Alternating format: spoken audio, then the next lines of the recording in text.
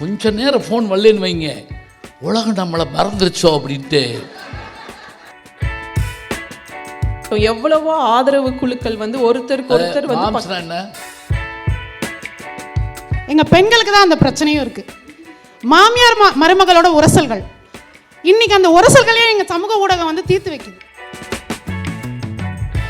இந்த யோகாலாம் நடுவீட்டுக்குள்ளே டிவியை வச்சுக்கிட்டு பார்த்துக்கிட்டு பண்ணுறோம்னு வைங்களேன், இப்படி காலை தூக்கி இப்படி கழுத்தில் போட்டிருக்க நேரம் கரண்ட் போச்சுன்னு வைங்க,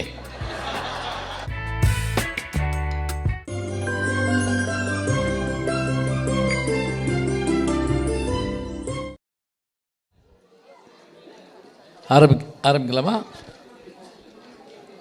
தொடங்கலாமா? நன்றி.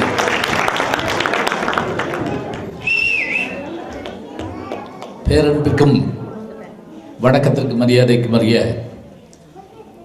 அலபாமா தமிழ் சங்கத்தினுடைய இந்த நல்விழா, பொங்கல் விழா 31 ஆண்டு காலமாக இதனை மிகச்சிறப்பாக நடத்தி வருகிற பெருமக்களுடைய பெருமை அத்தனையையும் என்னுடைய மனம் மொழி மெய்களால் பாராட்டி வாழ்த்தி என்னுடைய பேச்சை நான் தொடங்குகின்றேன். அனைவருக்கும் வணக்கம்.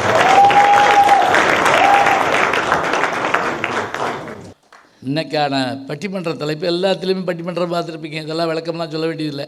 பட்டிமன்றம் இன்னும் சொல்ல போனால் இவங்க எங்கே தான் இருப்பாங்களோ, தீபாவளி இதுன்னா வந்துடுறாங்க அப்படின்னு சொல்லி ஒரு நல்ல நாள் வந்துடக்கூடாது. இதில் இவன், அதில் அவன், அதில் அவங்க, இதில் இவங்க அப்படின்னு ஒரு கோஷ்டியாக வச்சுருப்போம். நாங்களும் வெக்கமில்லாமல் வந்துடுவோம், வேறு வழி கிடையாது. எங்களுக்கு பொழுது போகணும்ல. இன்னொன்று வரலேன்னு வைங்க, நமக்கு ஃபோன் மேலே ஃபோன் அடித்து என்ன படுத்த படுக்கையாக கிடக்குங்க, யார் சொன்னா படுத்த படுக்கையாக இருக்குன்னு? இல்லை உங்களை அதுக்காக படுத்த படுக்கையாக இருப்பாங்க. அதனால நான் இங்கே பொங்கலுக்கு வர்றதுக்குள்ளே எல்லா வேலையும் முடிச்சு கொடுத்துட்டு ஓடியாந்தேன். இப்போ சமீபத்தில் இந்த சினிமாவை இப்போ இதெல்லாம் போக சின்ன திரைன்னு சொன்னாங்கள்ல, சிங்கப்பெண்ணேன்னு ஒரு சீரியல் வந்துகிட்ருக்கு. இங்கே இருக்கவங்க பார்க்குறீங்களா என்னமோ தெரில, யாரும் பார்த்ததில்ல. இப்படியா இவி இறக்கெல்லாம் உட்காந்துருப்பீங்க, சும்மா ஒரு பேருக்காவது ஆமாம் அப்படி இப்படின்னு சொல்லக்கூடாது. சரி இருக்கட்டும், பரவாயில்ல. அதெல்லாம் ஓடி ஓடி முடிச்சு கொடுத்துட்டு வர்றேன். நடித்து கொடுத்து டப்பிங் பேசி கொடுத்துட்டு எல்லா வேலையும் முடிச்சு கொடுத்துட்டு, என்ன அப்படின்னா எல்லா வேலைகளும் வந்து இருக்கும். இந்த பட்டிமன்றங்களை நீங்கள் பார்த்துருப்பீங்க, வேறு மொழியில் இல்லாததுங்க. அது ஒரு பெரிய பெருமை. இருந்திருந்தால் இந்நேரம் ஹிந்தி பட்டிமன்றம், தெலுங்கு பட்டிமன்றம், கன்னட மலையாள பட்டிமன்றம், ஸ்பானிஷ் பட்டிமன்றம்லாம் வந்திருக்கணும்ல, வரல. ஏன்னா இது 2000 வருஷம் பழசு. அதெல்லாம் இருக்கட்டும், ஒவ்வொரு நாட்டுக்காரருக்கும் ஒவ்வொரு வழக்கம் சொல்லுவாங்க. அவங்க ஜப்பான்கார வேலை செய்யாட்டி இதாகிடுவான், அவன் இப்படி சிந்திக்காட்டி. நம்ம வந்து பதில் பேசலைன்னா செத்துருவோம். ஏதாவது ஒரு இது போட்டான்னா அவனுக்கு பதில் போடலைன்னு வச்சுக்கோங்க, ஒரு அம்மா ஓடி போய் போலீஸ் ஸ்டேஷனில் ரிப்போர்ட் கொடுத்துருக்குங்க, என் மாமியாரை காணோம் அப்படின்னு. இன்ஸ்பெக்டர் மயக்கம் போட்டு விழுந்துட்டார். மாமியாரை காணோம்னு இது கொடுத்த ஒரே ஆள் நீங்கள் தான். அவ்வளவு அன்பா போட்ட சண்டை பாதியில் நிற்கிது. அந்தம்மா ஓடி போச்சு. இப்போ நான் யார்கிட்ட சண்டை போடுவேன்? இன்ஸ்பெக்டர் பார்த்து நான் என்னம்மா செய்வேன் அதுக்குன்னு. நம்ம யார்கிட்டையாவது பேசுகிறேன்னு வச்சுக்கோங்க, இன்னும் சொல்லப்போனால் 2 நாளைக்கு ஏதாவது ஒரு இது நம்ம போடலைன்னா நமக்கு இப்போ ஏதாவது இப்போ கொஞ்சம் நேரம் ஃபோன் வரலன்னு வைங்க, உலகம் நம்மளை மறந்துருச்சோ அப்படின்ட்டு சில பேர் எடுத்து மெதுவாக எப்படி இருக்கேன், அப்படியே தான் இருக்கேன், நானும் அப்படியே தான் இருக்கேன் வச்சு 24 மணி நேரம் உயிரோடு இருக்கோம் அப்படின்னு சொல்லி எதையாவது இயங்கிக்கிட்டே இருக்க வேண்டியிருக்கு. அதனால் பட்டிமன்றங்கள் பழசாக இருந்தாலும் பழசு இல்லை, புதுசாக இருந்தாலும் புதுசு இல்லை, பழசு எப்படி வேணாலும் வச்சுக்கோங்க. எங்கள் ஊரில் எல்லாம் வள்ளி திரும்ப நாடகம் போடுவாங்க. ஏன்னா வள்ளி திரும்ப நாடகம் பார்த்தது இல்லையா நம்ம? சொல்லுங்கள் பார்க்கலாம். பள்ளி பிறந்த காலத்துலேருந்து போட்டுக்கிட்டே இருக்காங்க. ஆனால் இன்றைக்கும் ஏன் அதை போய் பார்க்குறது தெரியுமா? இந்த வள்ளி எப்படி பேசுது, இந்த முருகன் எப்படி பேசுகிறார், இதே தலைப்பை எங்கள் ஊரில் எப்படி பேசுகிறாங்க, உங்கள் ஊரில் எப்படி பேசுகிறாங்க, அதை தான் இப்போ பேச வந்திருக்காங்க. இன்றைக்கி தலைப்பு அவர் கேட்ட உடனே ரொம்ப சுருக்கமாக சில பேர் படிக்கலாம், இடைக்கலாம், தெருக்கல்லா, ஃபர்லாங்கல்லா அப்படின்னு சொல்லி ஏதோ ஒன்று எல்லாம் சொன்னீங்க. இருக்கட்டும். அதாவது இன்றைய சூழலில் நம் வாழ்க்கையில் சமூக ஊடகங்கள் என்ன வகையில் பங்கு வகிக்கின்றன? இவ்வளவு நீளம் இல்லை. சமூக ஊடகங்கள் படிக்கல் போல நம்மளை மேலே ஏற்றுகிறதா, தடைக்கல் போல தடுத்து நிறுத்துகிறதா? இதுதான் தலைப்பு. இதுக்கு மேலே நான் ஒன்றும் பேச மாட்டேன். ஏன்னா நான் எதை சொன்னாலும் 3 பாயிண்ட் போச்சு. இப்போ தான் இவர்கிட்ட பேசிக்கிட்டு இருந்தேன். நான் வாயை திறக்காமல் இருந்தாலும் ஏதாவது கேட்டுப்படுறாங்க அப்படின்னு சொல்லி நான் ஒன்றும் சொல்லலை. நீங்கள் இப்போ வச்சுருங்க. ஆமாம் கத்தையாக வச்சுருக்காங்க. பூரா கருத்து. உண்மையிலே இங்கே விடுங்க, இவங்க வீட்டு ஆளுக என்ன பாடுபட்டுப்பாங்க.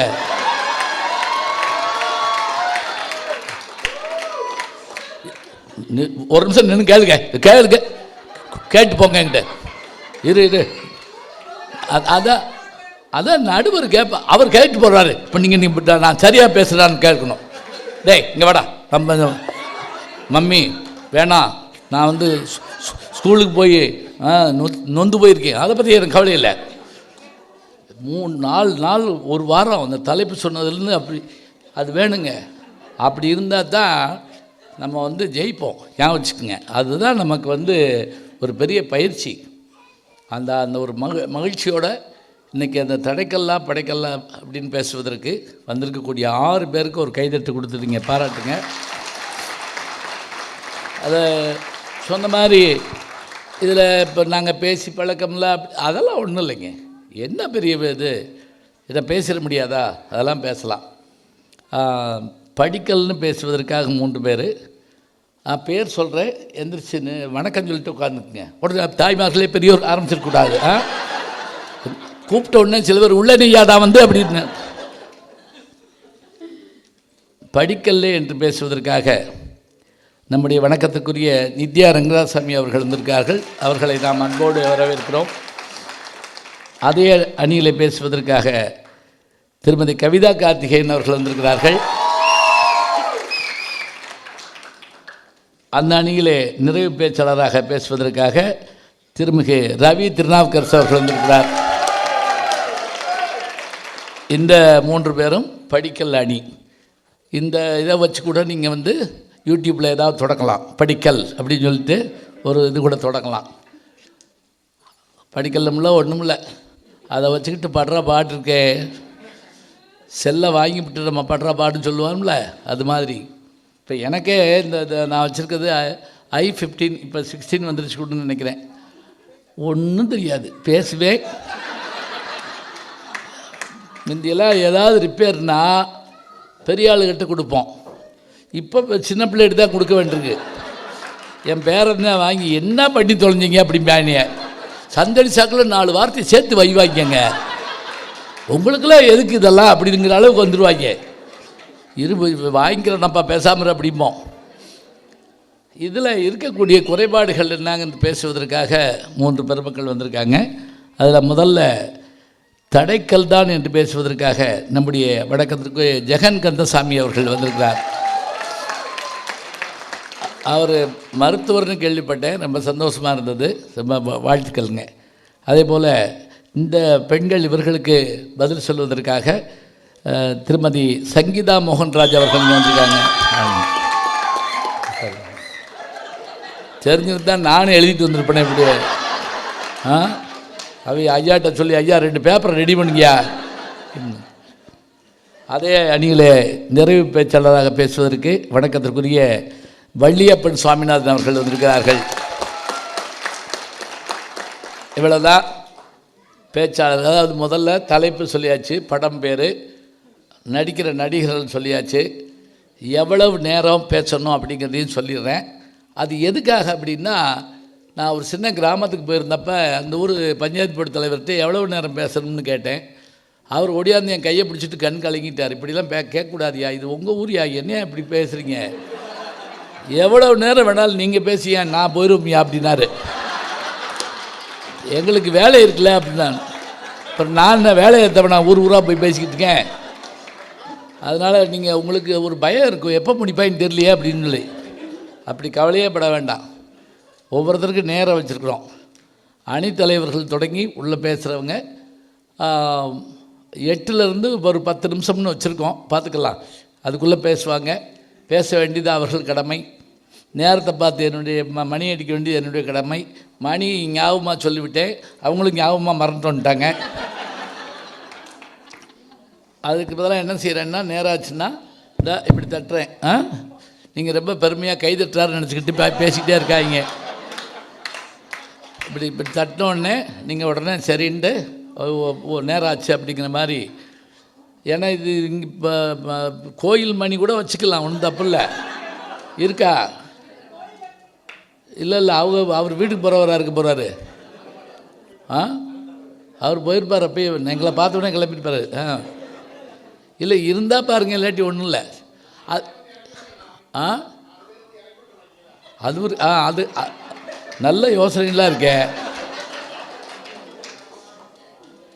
இது இங்கே மட்டும் இல்லை, நான் கிராமங்களில் பேசுகிறப்ப இந்த மாதிரி வரும். ஒரு ஊரில் படி மணி இருக்கான்னு கேட்டேன்.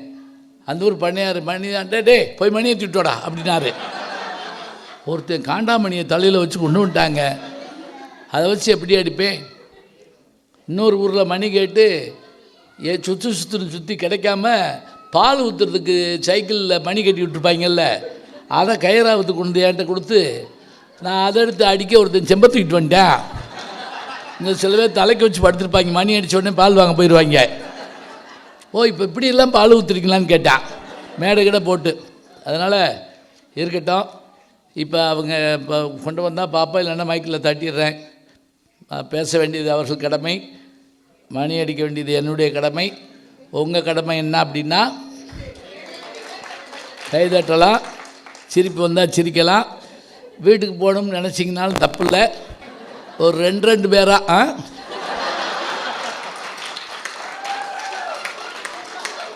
குப்பீர்னு எந்திரிச்சு போகக்கூடாது.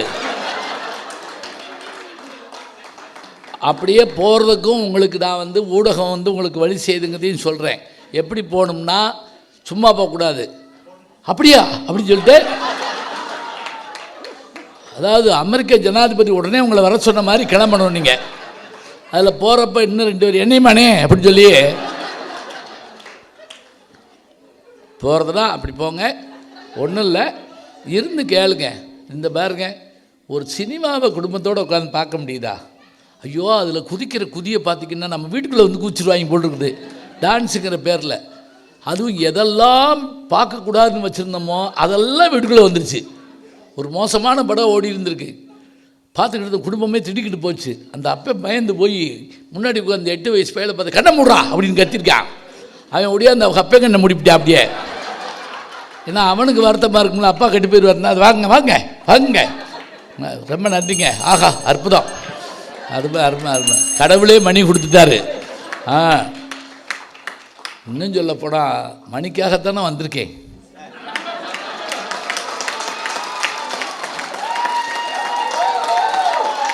சரி சரி, இது புரிஞ்சிச்சுன்னா சந்தோஷமாக இருந்துச்சு. இப்படி தான் பேசுகிறோம். பேசுகிற போது அது இன்னொரு அர்த்தம்னு இல்லைங்க, அதுக்குள்ளே இருக்கக்கூடிய ஒரு சின்ன மைல்டான ஒரு விஷயத்த புரிஞ்சுக்கிட்டோம்னா நமக்கு அவ்வளோ மகிழ்ச்சியாக இருக்கும். இந்த சாப்பிட்டு முடிகிறப்போ ஒரு முந்திரி பருப்பு வந்துருச்சுன்னா என்ன சந்தோஷமாக இருக்கும். அதுவும் பக்கத்துலையை பார்த்துக்கிட்டே சாப்பிடுவாங்க சில பேர், பார்த்துருக்கீங்களா? அவனுக்கு என்ன பூரா அப்புறம் முந்திரி பருப்பாக கிடக்குது அப்படின்னு சொல்லி. சரி, பட்டிமன்றம் தொடங்குகிறது. சமூக ஊடகங்கள் இன்றைய சூழலில் படிக்கல்லா தடைக்கல்லா என்று கேட்டு படிக்கல் தான் என்று பேசுமாறு நம்முடைய வணக்கத்திற்குரிய நித்யா ரங்கசாமி அவர்களை அன்போடு அழைத்து என் முதல் சுற்று பேச்சை நிறைவு செய்கிறேன். நன்றி, வணக்கம். வாங்க வேகமாக வாங்க, இன்னும் விறுவிறுன்னு போயிடும் படம், ஜாக்கிசான் படம் மாதிரி.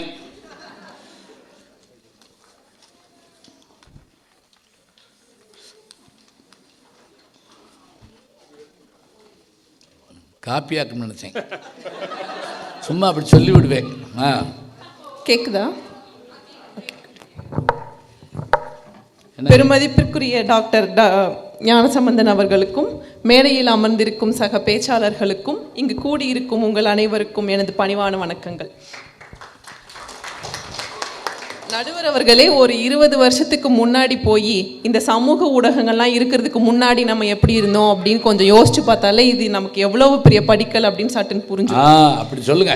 முன்னாடி எல்லாம் பார்த்தீங்கன்னா தொலைக்காட்சி, ரேடியோ, செய்தித்தாள்கள், இலப்பத்திரிகைகள் இந்த மாதிரி ஒரு சில ஊடகங்கள் மட்டுமே இருந்த கால, அதாவது பொதுவாக பப்ளிக் மீடியா இல்லை ட்ரெடிஷ்னல் மீடியான்னு சொல்லக்கூடிய ஊடகங்கள் மட்டுமே இருந்த காலத்தில் பார்த்தீங்கன்னா அந்த அந்த ஊடகத்துடைய உரிமையாளரோ இல்லை அரசியல் பலம் படைத்தவர்களோ இல்லை பணபலம் படைத்தவர்களோ இல்லை சமுதாயத்தில் செல்வாக்கு உள்ளவர்களோ அவங்களுடைய கருத்துக்கள் தான் பெருவாரியாக வெளியே வரும். அந்த கருத்துக்களை தாண்டி மக்கள் கருத்து அப்படின்னு ஒன்று வந்து தலை தூக்கவே முடியாது. நம்ம ஒரு நியூஸை படித்தா கூட இது நமக்கு இப்படி புரியுது, மக்கள் இதை பற்றி என்ன நினைக்கிறாங்கன்னு தெரியலையே, இந்த எடிட்டர் இப்படி சொல்கிறாரு, இது நமக்கு இப்படி புரியுறது கரெக்டான்னு கூட நம்மளால் தெரிஞ்சுக்க முடியாது. ஆனால் இப்போ அப்படி கிடையாது. இப்போ இருக்கிற சமூக ஊடகங்களில் பார்த்திங்கன்னா யார் வேணாலும் அவங்களுடைய கருத்தை வந்து பகிர்ந்துக்க முடியுது. மற்ற மக்கள் கருத்து என்ன அப்படின்றத வந்து நம்ம உடனுக்குடன், இது வந்து நேரத்தையும் ஒரு தூரத்தையும் சுருக்கி எல்லாரும் என்ன நினைக்கிறாங்க அப்படின்னு நம்மளால் உடனுக்குடன் டக்குன்னு புரிஞ்சுக்க முடியுது இல்லையா? அதே மாதிரி நம்மளுடைய கருத்து என்ன, ஒரு இது நமக்கு பிடிக்கலைன்னா அதுக்கு அப்போஸ் பண்ணியோ இல்லை நம்மளை டிஃபெண்ட் பண்ணியோ நம்மளால் ஒரு கருத்தை பகிர்ந்துக்க முடியுது அப்படின்றது வந்து ஒரு தனி மனிதருக்கும் கிடைத்த ஒரு மிகப்பெரிய சுதந்திரம் இல்லையா? ஒருத்தர் நம்ம சொல்லிட்டாருன்னா நம்ம பதில் கொடுக்க முடியுது, அடுத்த நாளே அடுத்த நிமிஷமே நம்மளால கொடுக்க முடியுது. இது எவ்வளவு பெரிய ஒரு நாக்க புடிங்கிற மாதிரி கேட்க முடியுது. Correct correct.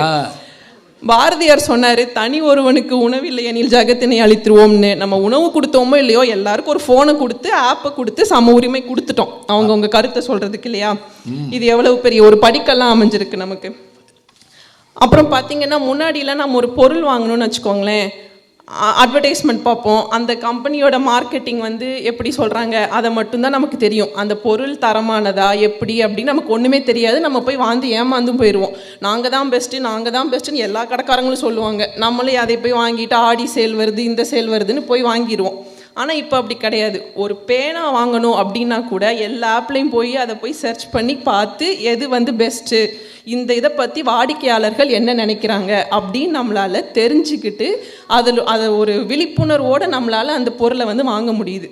இது வந்து வாடிக்கையாளர்களுக்கு விற்பனையாளர்கள் ஏமாற்ற முடியாத மாதிரி கிடைத்த ஒரு மிகப்பெரிய பலம். அதே மாதிரி விற்பனையாளர்களுக்குமே பார்த்திங்கன்னா இப்போ முன்னாடியெல்லாம் பெரிய மார்க்கெட்டிங் டீம் வச்சுருக்கிறவங்க தான் வந்து நிறைய விற்பனை பண்ண முடியும். இப்போ சிறு தொழில்களே வந்து அவங்க ஒரு தரமான பொருளாக இருந்தால் நம்ம வந்து சிறு தொழில்களை ஆரம்பிக்க முடியுது. நம்ம சமூக ஊடகங்களையே விற்பனை, மார்க்கெட்டிங், சர்வீஸ் எல்லாமே பண்ண முடியுது. சமீபத்தில் வந்த டேட்டா படி கூட நீங்கள் பார்த்தீங்கன்னு வச்சுக்கோங்களேன், ஒரு 77% யூஎஸில் 77% சிறு தொழில்கள் வந்து இந்த மாதிரி சமூக ஊடகங்கள் பயன்படுத்தி பலனடைகிறாங்க அப்படின்னு ஒரு ரீசெண்டாக ஒரு டேட்டா சொல்லுது. ஸோ நடுவில் இங்கிலீஷ் கலந்துக்குங்க, அப்போ தான் எனக்கு புரியும். இல்லை எனக்கும் தமிழ் அதுக்கு மேலே தெரியும். அப்படியே பழகியே நல்ல தமிழ் கேட்கவும் பயமாக இருக்கு எனக்கு. அப்படியே தேங்க்யூ. நன்றி. அந்த தேங்க்யூ சொன்னாங்க பாருங்க, நான் கூட நன்றி சொல்லிடுவாங்களா அப்படின்னு பயந்துட்டேன். சரிங்க, இது வந்து வாடிக்கையாளர்களுக்கு உதவுது, விற்பனையாளர்களுக்கு முடியுது, கண்டென்ட் கிரியேட்டர்ஸ்க்கு உதவுது. ஓகே, இப்போ நான் வந்து பொருளை வாங்கலை, விற்கலை, எனக்கு கருத்தெல்லாம் எதுவும் ஷேர் பண்ணுறதுக்கு ஒன்றும் இல்லை, எனக்கு எப்படி இது பயன்படுது அப்படின்னு நம்ம வந்து டே டு டே நம்ம எப்படி இதை யூஸ் பண்ணுறோம் அப்படின்னு பார்த்தீங்கன்னா, இங்கே இருக்கிற எத்தனை பேர் பெர்மிங்கம்க்கு ரீசெண்டாக மூவ் ஆனவங்க வந்து தமிழ்ஸ் இன் அலபாமா, இந்தியன்ஸ் இன் அலபாமா, எத்தனை குரூப்பில் தேடிட்டு எத்தனை பேர்கிட்ட எந்த ஸ்கூல் நல்லாயிருக்கும் இல்லை எந்த ஒரு அப்பார்ட்மெண்ட்ஸ் நல்லாயிருக்கும்னு எவ்வளவு செய்திகளை வந்து எங்கேருந்தோ நம்ம ஊருக்கு மூவ் பண்ண முன்னாடியே நம்மளால் வந்து தெரிஞ்சுக்க முடியுது இல்லையா? கண்டிப்பாக. அதே மாதிரி மாம்ஸ் கூட எடுத்துக்கிட்டிங்கன்னா மாம்ஸ், நியூ மாம்ஸ் குரூப்ஸ் இருக்கட்டும், இல்லை வந்து டாட்லர் சப்போர்ட் குரூப்ஸாக இருக்கட்டும், எவ்வளவோ ஆதரவு குழுக்கள் வந்து ஒருத்தருக்கு ஒருத்தர் வந்து மாம்ஸ். ஓ, தாய் தானா? அன்னை. கரெக்ட். ஆமாம், மதர்ஸ் சப்போர்ட் குரூப். மதர்ஸ். சரி சரி சரி. இல்லை நீ போய் அமெரிக்காவில் என்ன தெரிஞ்சுக்கிட்டேன்னு யாராவது கேட்டா நான் மாம்ஸ் குரூப் பற்றி தெரிஞ்சுக்கிட்டேன்னு சொன்னேன். ஸோ இந்த மாதிரி ஒரு ஆன்லைன் சப்போர்ட், ஒரு ஆன்லைன் கம்யூனிட்டிஸ் மூலமாக ஒருத்தருக்கு ஒருத்தர் பக்கபலமாக இருக்க முடியுது. இப்போ H1B விசா கிரீன் கார்டு குரூப்லேயே நம்ம ஒரு 10 குரூப்பில் இருப்போம். நமக்கு வந்து எந்த மாதிரி அப்ளை பண்ணுறதுன்னு அவ்வளோ கேள்விகள் வரும். எல்லா குரூப்பையும் பார்த்து நம்ம தெரிஞ்சுப்போம்.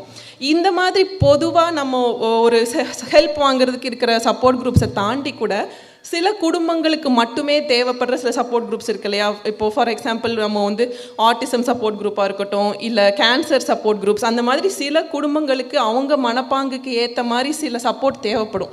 அந்த மாதிரி ஆதரவு குழுக்கள் எல்லாம் வந்து பலனடைஞ்ச குடும்பங்கள் பேராயிரும்.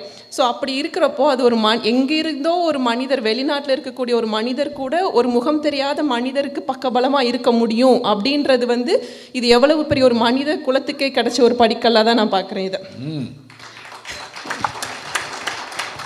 ஸோ இதையெல்லாம் தெரிஞ்சுக்கிட்டு புரிஞ்சுக்கிட்டு இந்த பக்கம் ஒரு 3 பேர் வந்து உட்கார்ந்துருக்காங்க இல்லையா? அவங்கள விடுங்க, அதுக்கு பேசுங்க.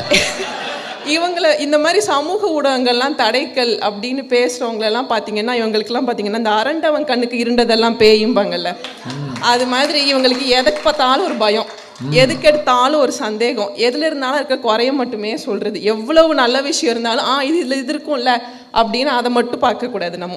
அதே மாதிரி சமூகத்தில் வந்து சமூக ஊடகங்கள் இல்லாத காலகட்டத்திலையும் பல பிரச்சனைகள் இருந்திருக்கு. இவங்க ஆனால் அப்போவுமே பார்த்தீங்கன்னா அந்த ஊடகத்தை தான் குறை சொல்லுவாங்க. டிவி பார்த்தா டைம் வேஸ்ட்டு, டிவி பார்த்தா கண்ணு கெட்டு போயிடும், கதை புக்கு படித்தா செலவாகுது, கதை புக்கு படித்தா பசங்க கெட்டு போயிடுவாங்க இப்படின்னு அந்த ஊடகத்தையும் குறை சொல்கிற அதே கூட்டம் தான் இன்றைக்கி சமூக ஊடகத்தையும் குறை சொல்லிக்கிட்டு இருக்கு இல்லையா? எந்த ஊடகமாக இருந்தாலும் அதை வந்து எப்படி, எதுக்கு, எவ்வளவு பயன்படுத்தணும்னு தெரிஞ்சு பயன்படுத்த வேண்டியது நம்ம பொறுப்பு தான்.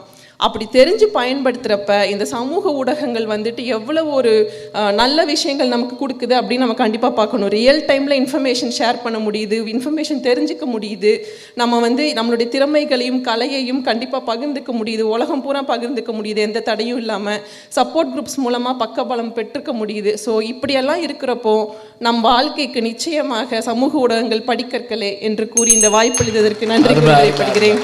நன்றி, வணக்கம். பிரபாதம். வாங்க வாங்க வாங்க, மைக்கு வச்சுட்டு வந்துருக்கேன்.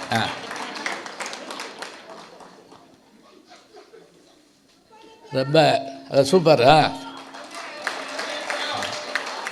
சரிங்க. இப்போ பொன்னாட மாலை போடுறவங்களாம் போடலாம். ரொம்ப அழகாக பேசுகிறாங்க, பதட்டம் இல்லாமல் பேசுகிறாங்க. முதல்ல அவங்க பேசுகிறதுக்கு முன்னாடி இருந்தப்போ நான் பார்த்தேன், ரொம்ப இந்த பேண்டமிக்கில் ஊசி போட வருவாங்கல்ல, அவங்கள பார்த்து நடிக்கிட்டு இருக்க மாதிரி இருந்துட்டு ரொம்ப அழகாக. அதனால தான் நான் கூட நீங்கள் இயல்பாக பேசுங்கன்னு சொன்னேன். இப்போ நம்ம ஒவ்வொரு முறையும் நம்ம ஆங்கிலத்தில் பேசிடுவோம், தமிழில் பேசுகிறோம், ஒன்றும் இல்லை. நமக்கு இயல்பு மொழின்னு ஒன்று உண்டு. நிற்கிறது நிற்குங்க, ஒன்று நமக்கு தெரியும். அது இப்போ அப்படி பேசணும் இப்படி பேசணும் நல்லா இருக்கட்டும். ஏன்னா நம்ம இது முடிஞ்சு போகிறதுக்குள்ளே கூட 2 பேர் இது போட்டுடலாம். நடுவர் ஆங்கிலத்தில் பேசுமாறு தூண்டினார் அப்படின்னு சொல்லி அவர்கள் தமிழில் பேசி கொண்டிருந்த போது அவர் ஆங்கிலத்தில் பேசுமாறு அவர்களை வந்து தூண்டி விட்டுவிட்டார் அப்படின்னு சொல்லி, அதெல்லாம் ஒன்றும் இல்லை, இயல்பாக பேசட்டும்ங்கிறதுக்காக சொன்னேன். நான் நல்லா அழகாக பேசுனாங்க. நான் திருப்பியெல்லாம் சொல்கிறதுக்கு இல்லை. இன்றைக்கி கருத்துரிமைங்கிற மாதிரி நம்ம கருத்தை சொல்கிறதுக்கு நம்மகிட்ட யார் கேட்டாங்க சொல்லுங்க பார்ப்போம். ஒருத்தர் நம்ம ஒன்றுமே நம்ம பேசினா நின்று கேட்கவே மாட்டாங்க. பல பேர் கோயிலுக்கு போகிறதே எதுக்குன்னா சாமிகிட்ட போய் விடாமல் பேசுகிறதுக்கு தான். கல்லோடாயினும் சொல்லி எழுன்னு ஒரு பழமொழி உண்டுங்க. அவர் தான் அம்புட்டி புன்னகையோடு கேட்டுக்கிட்டே இருப்பார். அது கொஞ்சம் பேசுகிறதுக்கு ஆள் வேணும். அதனால பல டாக்டர்ஸ் சொல்கிறதே என்ன தெரியுங்களா, கொஞ்சம் பேச விடுங்க, பேசுகிறத கேளுங்க போதும், வேற ஒன்றும் இல்லை. 2 வேணும்பாங்க. அருமையாக ஒவ்வொரு செய்தியாக எடுத்து சொல்லி எல்லாரும் எல்லாத்தையும் தெரிஞ்சுக்கிறதுக்கான அந்த குழுவெல்லாம் உருவாக்கிட்டு ஊர்லேருந்து கிளம்புறப்பே எங்கே வரணும், எங்கே தங்கணும், யாரை பார்க்கணும், எந்த பள்ளிக்கூடத்தில் சேரணும், எந்த வீட்டில், இவ்வளவும் இருந்த இடத்துல முக்கால ஞானிகள் உணர்கிற மாதிரி உணர்றதுக்கு வழி என்ன அப்படின்னா அதுக்கு சமூக ஊடகங்கள் தான் காரணம்னு சொல்லியிருக்காங்க. ரொம்ப நல்லா இருந்தது. இப்போ நான் இந்த பக்கம் உட்காந்துருந்தேன், நான் போயிட்டு வரேன்ட்டு போயிருப்பேன். ஆனால் அவங்கள பார்த்தா அப்படி நகர்ற கோஷ்டி மாதிரி தெரியல. ஏன்னா அவங்களும் கத்தையாக வச்சுருக்காங்க. அதனால் அவர்களுக்கு பதில் சொல்கிற மாதிரி இதோ நம்மிடத்தையே நம்முடைய பாராட்டுதலுக்குரிய ஜெகன் கந்தசாமி அவர்கள் வருகிறார்கள். வாங்க.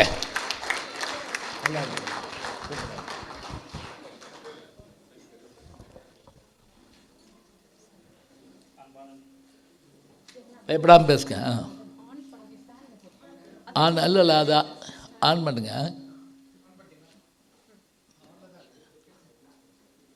இல்லை இருங்க. அதை போகிறப்ப ஆஃப் பண்ணி விட்டு போனோம். அப்புறம் நம்ம என்ன சொல்கிறது?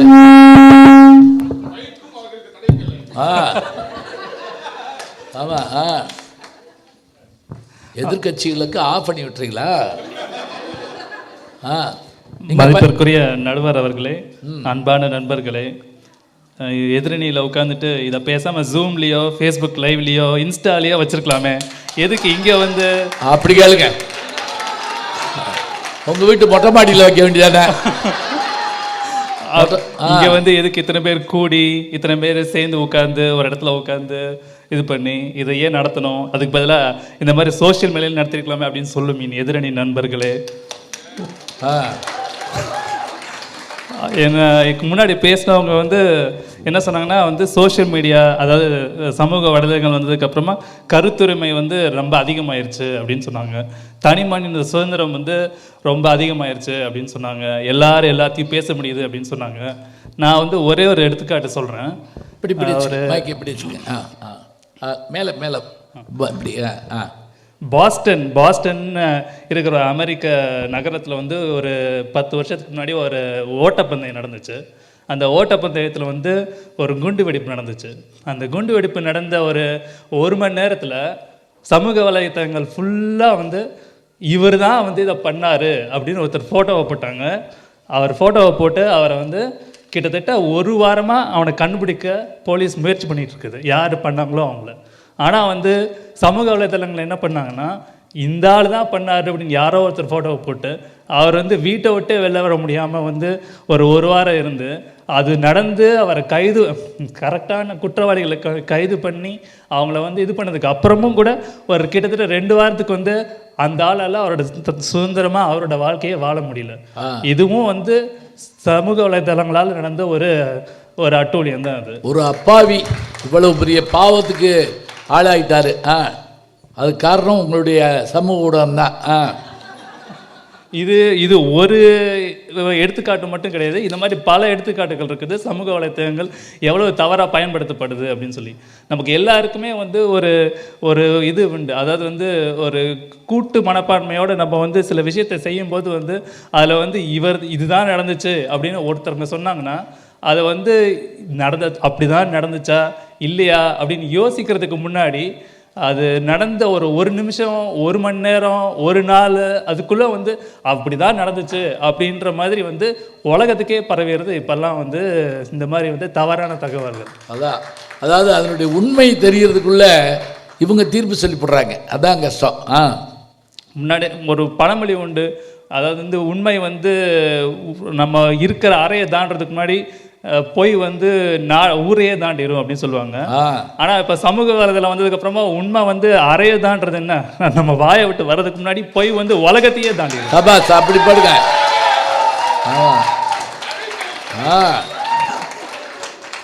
வாயிலிருந்து வர்றதுக்குள்ளேயே அடிச்சிருக்காங்க. அவர் ஏதோ சொல்ல நினைக்கிறார், அதை மறுக்கிறோம் அப்படிப்பாங்க. அவர் சொல்லவே இல்லை. அப்புறமா என்ன சொன்னாங்கன்னா வந்து மார்க்கெட்டிங் பண்ண முடியுது அப்படின்னு சொன்னாங்க. அதாவது அமேசான்லேயும் ஃபேஸ்புக்லேயும் வந்து எங்களால் வந்து பொருள்களை நம்பி வாங்க முடியுது அப்படின்னு சொன்னாங்க. இனிமேல் நம்பி வாங்காதீங்க. ஏன்னா வந்து அதில் போடுற பாதி அந்த மாதிரி ரிவ்யூஸ் வந்து போடுறது பாட்ஸ், அதாவது மனிதர்கள் கிடையாது, அதை வாங்குறவங்க கிடையாது.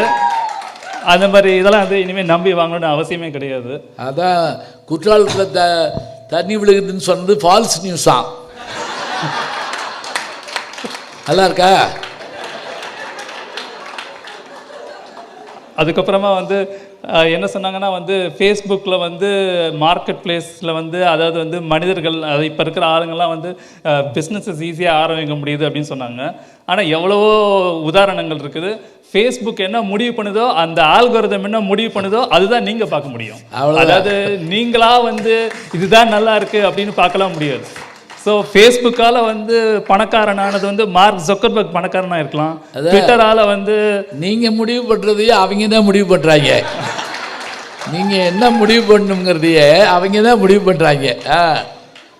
அதுக்கப்புறமா என்ன சொன்னாங்கன்னா வந்து அதே மாதிரி இது போன்ற தவறான தகவல்களுக்கு சமூக வலைதளங்கள் மிகப்பெரிய ஒரு வரப்பிரசாதமாக ஆயிடுச்சு. அதாவது முந்தியெல்லாம் வந்து நம்ம வீட்டில் வந்து பெரியவங்க சொன்னால் சரி இது கரெக்டாக இருக்கும்னு நினைப்போம். முன்னாடியெல்லாம் வந்து நம்ம வீட்டில் வந்து மற்றவங்க யாராவது சொன்னாங்கன்னா அது கரெக்டாக இருக்கும்னு நினைப்போம். ஃப்ரெண்ட்ஸ் கிட்ட கேட்போம் இது கரெக்டாக தப்பா அப்படின்னு கேட்போம். ஆனால் இப்போ வந்து நான் கூகுளில் பார்த்துட்டேன், நான் வந்து இதில் பார்த்துட்டேன், நான் வந்து அதில் பார்த்துட்டேன் அப்படின்னு சொல்லிட்டு அதில் எதில் ஃபஸ்ட்டு லிங்க் என்ன வருதோ அதுதான் கரெக்டு அப்படின்னு நம்புகிறவங்க தான் வந்து இப்போ வந்து அதிகமாக இருக்கிறாங்க. இது வந்து சமூக வலைதளங்கள் மட்டுமே காரணம் நான் சொல்லலை. ஏன்னா வந்து இது எல்லா விதத்துலேயும் எல்லா இடத்துலையும் நடக்கலாம் இது. ஆனால் மனிதனோட இயல்பு என்ன? மனிதனோட இயல்பு என்னன்னா வந்து அவனோட கவனம் வந்து மிகவும் சீக்கிரமாக சிதறிடும். அதாவது வந்து ஒரு 10 நிமிஷம் ஒரு விதத்தை வந்து யோசிக்கணும் அப்படின்னா அவன் 2 நிமிஷம் கூட யோசிக்கிறதுக்கு வந்து நம்மளால வந்து ரொம்ப கஷ்டமாக இருக்கும். அந்த மாதிரி ஒரு சமயத்தில் வந்து இந்த மாதிரி வந்து இதுதான் கரெக்டு இதுதான் தப்புன்னு தெரியறதுக்கு முன்னாடியே வந்து சமூக வலைதளங்கள் நமக்கு சீக்கிரமாக நமக்கு வந்து ஒரு முடிவை நோக்கி நம்மளை வந்து கொண்டு வந்துடுது. இதுதான் அது வந்து ஒரு முக்கியமான விஷயம். உதாரணத்துக்கு நம்ம இப்போ எந்த ஊரில் இருக்கோம்னா அமெரிக்காவில் இருக்கோம். அமெரிக்காவில் வந்து இந்த ஊர் தான் வந்து நிலவுக்கு வந்து முதல்ல மனிதனை அனுப்பிச்சிச்சு. ஆனால் வந்து இப்போ வந்து அமெரிக்காவில் ஒரு 10 வருஷமாக வந்து நீங்கள் வந்து ஒரு சர்வே பண்ணிகிட்ருக்கங்க. அதில் நீங்கள் கேட்டிங்கன்னா என்ன சொல்லுவாங்கன்னா வந்து அமெரிக்கர்களே மனித நிலவுக்கு செல்லவே இல்லை, அவன் வந்து போனதே வந்து ஒரு மிகப்பெரிய ஒரு தவறான விஷயம், அது தப்பாக பரப்புகிறாங்க, நாசா வந்து அதை வந்து எல்லாரையும் வந்து ஏமாத்துது அப்படின்னு கிளம்பியிருக்காங்க. இந்த மாதிரி நியூஸ்க்கெலாம் வந்து எது வந்து ஒரு ஊற்று இதுவாக இருக்குதுன்னா வந்து சமூக வலைத்தளங்கள் தான். ஏன்னா அங்கே வந்து என்ன நடக்குதுன்னா வந்து ஒருத்தன் வந்து ஒரு விஷயத்தை நம்புகிறான்னா அவன் என்ன நம்புகிறானோ அதை வந்து அவனுக்கு திருப்பி காட்டுறது. ஒருத்தன் என்ன வந்து பொய்யை நம்புகிறானோ அதை வந்து இதுதான் நடந்துச்சு அப்படின்னு அவன் கூட சேர்ந்துக்கிட்டு ஒரு 10 பேர் பேசுகிறது. இந்த மாதிரி விஷயம்லாம் வந்து சமூக வலைத்தளங்களில் ரொம்ப அதிகமாக இருக்குது. முன்னாடியெல்லாம் இந்த அளவுக்கு இருந்ததா அப்படின்னா இல்லை. இப்போ ஒரு எடுத்துக்காட்டுக்கு என்ன சொன்னேன்னா 1857 வந்து இந்திய விடுதலை போர் வந்து நடந்துச்சுன்னு நமக்கு எல்லாருக்குமே தெரியும். ஏன் நடந்துச்சுன்னா அதுவும் ஒரு தவறான செய்தி தான். தோட்டாக்களில் வந்து இந்த மாதிரி வந்து பன்றி கொழுப்பு இருக்குது, மாட்டு கொழுப்பு இருக்குது அப்படிங்கிறது உண்மையான செய்தி கிடையாது. அந்த மாதிரி ஒரு செய்தி அங்கே இருக்கிற சோல்ஜர்ஸ் நடுவில் பரவுது. அவங்க வந்து ஒரு கலவரம் வெடிக்குது, அது விடுதலை புறம் மாறுது. ஆனால் வந்து அதுவே இன்னைக்கு நடந்துச்சுன்னா அது வந்து மிகப்பெரிய ஒரு கலவரமாக போயிருக்கும். அது சரி, அந்த இடத்துல அது நல்லதாக இருந்துச்சு, ஆனால் எத்தனையோ இடத்துல அது வந்து கெட்டதாகவும் முடிஞ்சிருக்கும். ஸோ அந்த மாதிரி வந்து சும்மா அடிச்சு பார்த்தேன். ஸோ கடைசியாக நான் என்ன சொல்லிக்க விரும்புகிறேன்னா வந்து சமூக வலைதளங்களில் வந்து ஒரு முக்கியமான விஷயம் இருக்குது, அதுதான் அடையாளமின்மை. அடையாளமின்மைனா அனானிமிட்டினா என்னென்னா வந்து யார் செய்கிறாங்க என்ன செய்கிறாங்க அப்படின்னு தெரியாமையே நடக்கிறது. அது வந்து ஒரு இருமுனை கத்தி. அதனால் வந்து அதுக்குள்ளே ஒளிஞ்சிக்கிட்டு நம்ம மனிதர்கள் வந்து செய்கிற தப்புக்கெலாம் வந்து அது ஒரு மிகப்பெரிய விஷயமா இருக்குது. ஸோ அதனால் வந்து நம்ம வாழ்க்கையில் வந்து பார்த்தோன்னா வந்து சமூக வலைதளங்கள் படிக்கலாம் இருக்கலாம், ஆனால் தடைக்கெல்லாம் தான் இருந்துக்கிட்டு இருக்குது அப்படின்னு சொல்லி முடிச்சுக்கிறேன். ரொம்ப அப்படியே வச்சுட்டு வந்துங்க.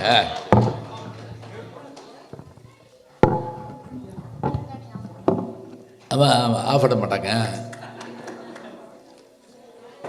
ஜெகன் கந்தசாமி அவர்கள் ரொம்ப மென்மையா தெரியுதா அவங்க ஏன் ஆஃப் பண்ணாங்கன்னு அழகா ரொம்ப மென்மையாக ஆனால் நல்ல வலிமையாக மறுத்தார். இப்போவும் கூட அந்த சந்தேகம் இருக்குது. அந்த கொடியை போய் நட்டு வச்சுட்டு வந்து சந்திரனில் அது காற்றுல ஆடுது, அங்கே காற்றே கிடையாது அப்படின்றாங்க. இவ்வளவு நாள் ஆயிருக்கு நம்ம யோசிக்க. அப்போவே யோசிச்சுட்டு தான் இருந்தாங்க. இருந்தாலும் இப்போ எல்லாத்துலேயும் சந்தேகம் வந்துருச்சு. அப்புறம் இன்னொன்று ஒரு முக்கியமான சொன்னார் பாருங்க, ஒரு அடையாளமின்மை. இது யார் சொன்னால் யாருமே கேட்க மாட்டோம். யாரோ சொன்னாங்க. இந்த இப்போ கல்யாண வீடுகளில் பார்த்திங்கன்னா ஒரே ஒரு வேலையை சொன்னோம்னா எல்லாரும் அது திருப்பி சொல்லுவாங்களே தவிர எவனும் செய்ய மாட்டேன். பார்த்துருக்கீங்களா? அந்த தட்டடு தட்டடு தட்டடு தட்டடு. வடிவேலு காமெடியில் செம்பு தங்கத்திலேயே செம்பு வேணும்னு கேட்டார் அப்படின்னு சொல்லி, வெள்ளி செம்பா, ஆமாம் வெள்ளி செம்பு வேணும்னு கேட்டாருன்னு சொல்லி ஒரு கிளப்பி விட்ருவாங்கல்ல. அது மாதிரி இப்படிலாம் இருக்குங்கிறத அவர் சொல்லி ஒரு அர்த்தத்தோடு தான் பதிவு பண்ணார். எதை ஒரு ஆள் பாவம் அவன் வாழ்க்கையில் அவன் செய்யாத தப்புக்கு அவன் வாழ்நாள் பூரா வருத்தப்பட வச்சா அது என்ன நியாயம்? அப்படிலாம் வந்துடுதே. இதைத்தான் நாங்கள் வந்து தடைக்கல்னு சொல்கிறோம்னு இருக்காரு. இல்லை அப்படிலாம் நீங்கள் சொல்லாதீங்க, அது எப்படிப்பட்ட படிக்கல் அப்படின்னு பேசுவதற்காக கவிதா கார்த்திகேயன் அவர்கள் வருகிறார்கள். வாங்க. நல்லா இருக்கும்.